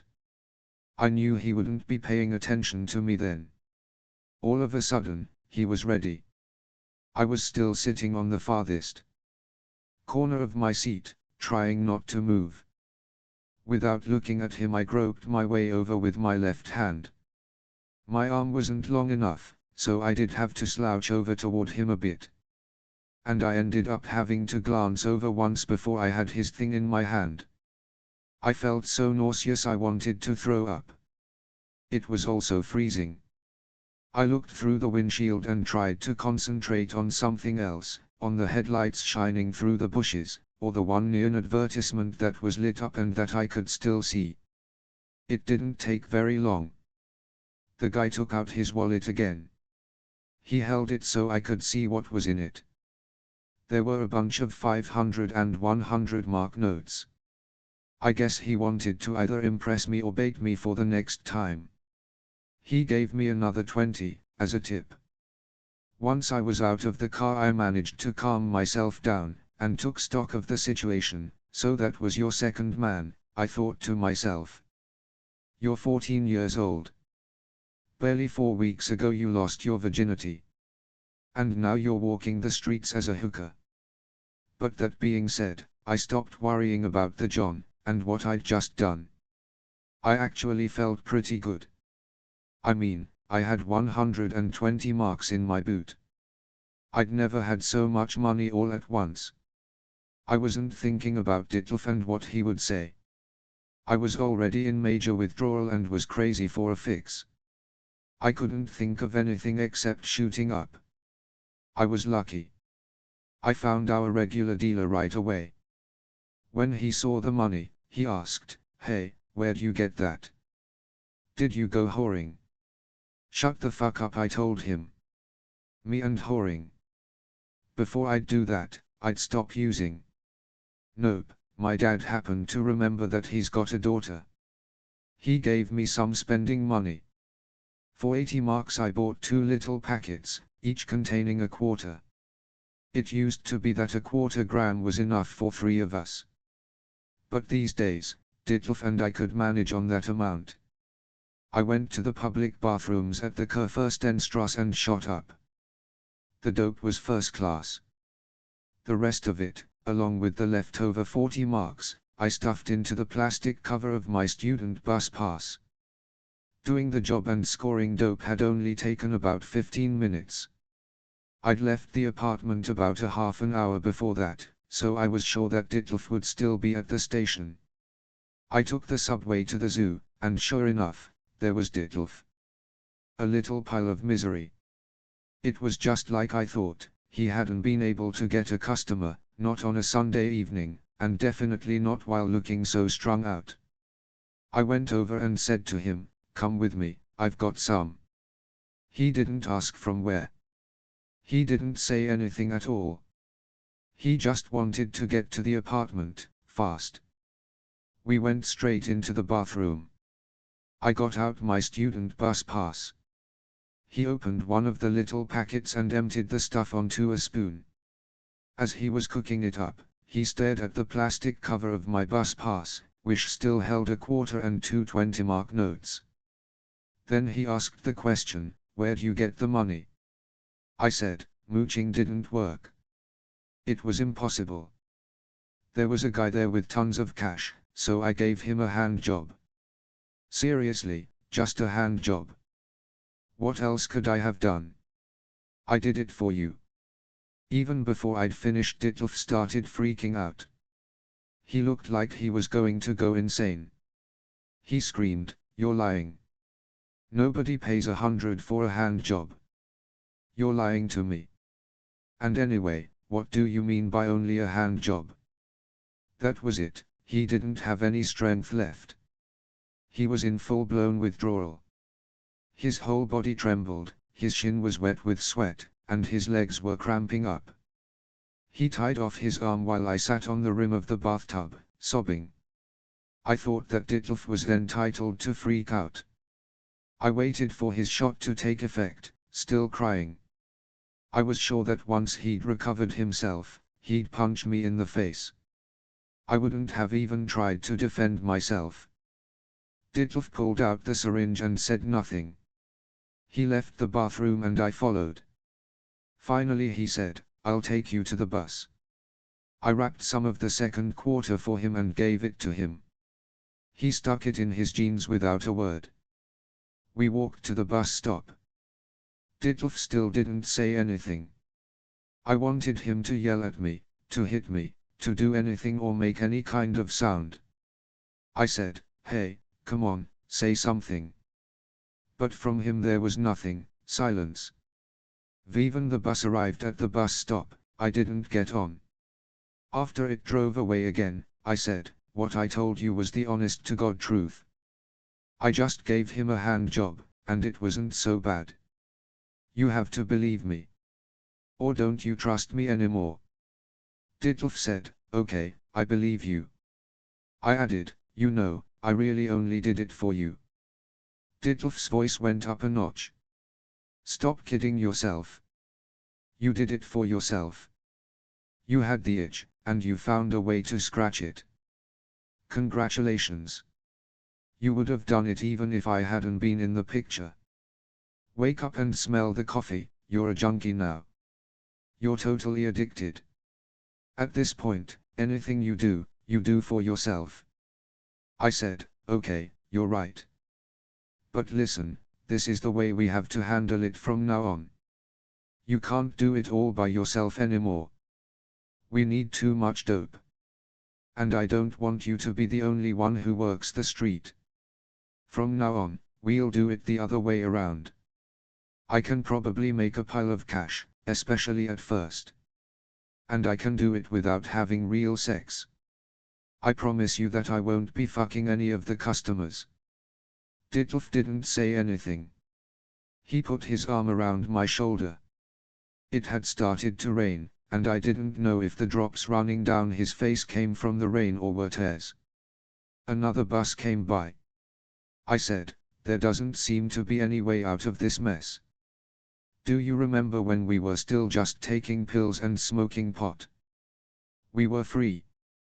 We were totally independent. We didn't need anybody or anything. That's how we felt. I guess things have changed. Another 3 or 4 buses passed while we just talked. It was all sad stuff. I cried and Ditlev held me.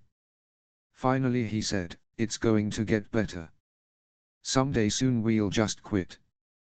We'll be able to do it together. Hi, get us some methadone. First thing tomorrow morning, I'll ask someone about methadone. We'll together when we quit. Another bus came and Ditlev pushed me up the steps. At home I did what I did every evening, as if I was on autopilot. I went into the kitchen and got myself a yogurt out of the fridge. I only took the yogurt into my room when I went to bed, so that it wouldn't look weird that I was also taking a spoon. I needed that in the morning to cook up my dope. Then I also got a glass of water out of the bathroom. I could use that to clean the syringe the next morning. When I woke up, everything was the same as ever. My mom woke me at 6:45. I stayed in bed and pretended I didn't hear her. But she popped in every 5 minutes or so until I finally said, fine, yes, I'm up, I'm up. She came back in and nagged me, and I counted the minutes till 7:15. That's when she needed to leave the house for work if she didn't want to miss her subway. And she never missed her subway. Actually, I should have left the house at 7:15, too, if I wanted to get to school on time. When I finally heard the front door slam shut, I sprang into action almost automatically. I fished the foil packet out of my jeans, which lay in a heap at the foot of the bed, and then grabbed the plastic bag that lay beside them. Inside the plastic bag was my makeup, a pack of Roth-Handle cigarettes, a small bottle of lemon juice, and a syringe wrapped up in toilet paper. The syringe was almost always clogged, and this time was no different. The damn cigarette tobacco had gotten loose in the bag and plugged up the syringe. I cleaned the needle in the water glass, put the dope on the yogurt spoon, dribbled some lemon juice on it, cooked it up, tied off my arm, and so on. For me, all of this was as natural as a morning cigarette is to other people. After that first shot, I usually fell asleep again and didn't get to school until the second or third class of the day. I was always late when I shot up at home. Sometimes my mom was able to drag me out of bed in time to take me to the subway with her. Then I had to shoot up in the public bathrooms at the Moritz Square subway station. That was pretty unpleasant since the bathrooms there were especially dark and disgusting. The walls had all these little peepholes in them, and on the other side of the wall, there were all these bums and other perverts crouched down, hoping to catch a glimpse of some girl peeing. They got off on it. I was always afraid that they'd call the cops on me, just out of spite because all I ever did was shoot up. I almost always brought the syringe to school with me, too. Just in case. In case someday we had to stay longer for some reason, like maybe for some last-minute event in the auditorium, or if I wasn't able to go home right after school. Occasionally I had to shoot up in the school bathrooms, but the doors to the stalls were all broken. My girlfriend Renate had to hold the door shut for me while I shot up. Renate knew what was going on with me. Most of the kids in my class knew, I think. But they weren't bothered by it. In Gropiustat, it wasn't a big deal if you got hooked on drugs. Not anymore. During the classes that I still attended, I daydreamed my time away, staring into space. Sometimes I was even able to fall into a deep sleep, with my head on the desk. If I'd had a lot of dope in the morning, I could barely get a few words out. The teachers must have noticed what was going on with me. But only one of them addressed the topic of narcotics with me and asked me about my problems. The others just treated me like a lazy, narcoleptic student and failed me. We had so many teachers, and they had so many students, that most of them were happy just to know our names. There was hardly any personal interaction. They didn't even bring up the fact that I never did homework anymore. And the only time they took out their grading ledger was when during exams all I'd write was, "Can't do it." After that, I'd hand in the blank exam and then just sit there doodling. I think most of the teachers weren't any more interested in school than I was. Like me, they'd become totally resigned. Their only goal was to just get through each class period without provoking a riot. After that first night with the guy in the car, everything went back to normal. At least for a while. Every day I bugged Ditlev to let me help him bring in some more cash. I wanted to have access to more than just the few odd marks I could scramble together by borrowing. Ditlev was jealous, and it showed. But he'd realized a while ago that we couldn't keep going on that way and suggested that we do it together, as a team. He'd gotten to know the regular station clients pretty well and knew that there were a few bisexuals and even some homosexual guys who would want to try it with a girl for a change, as long as a guy was there also, just in case. Ditlev said he'd pick out some customers who wouldn't need to touch me and who definitely wouldn't want to have sex with me. In other words, customers who had a kink who wanted something done to them. Those were the ones Ditlev liked best, anyway. He thought we could make about 100 marks a pop working together. The first customer that Ditlev settled on for us was this guy Max, who we called Stutter Maximum. He was a regular customer of Ditlev's, and I'd gotten to know him pretty well, too. Ditlev said that all he wanted to do was have someone whip him. I just had to take my top off. That was fine with me.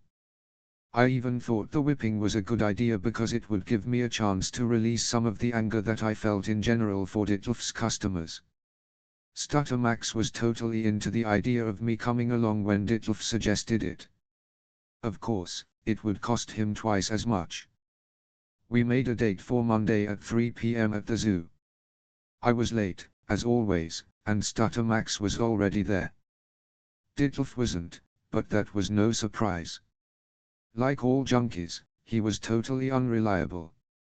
I had a suspicion that he'd gone off with another customer before our appointment at the zoo, and that turned out to be exactly what had happened. This other guy apparently paid well, and so he had to spend some extra time with him. Stutter Max and I waited for almost half an hour, but Ditlev still didn't show up. I was terrified. But Stutter Max was even more scared than I was, and it showed. He explained that for more than 10 years he hadn't done anything with a girl. He could barely get a word out, but that didn't keep him from trying. He normally stuttered pretty badly, but now he was almost unintelligible. I couldn't stand going over all this right there at the station. Somehow I had to put an end to it. And anyway, I was out of dope and worried about going into withdrawal before this thing with Stutter Max was over. The more nervous he got, the more self-confident I became. I realized that I had a better handle on the situation than he did. Finally I just said to him flatly,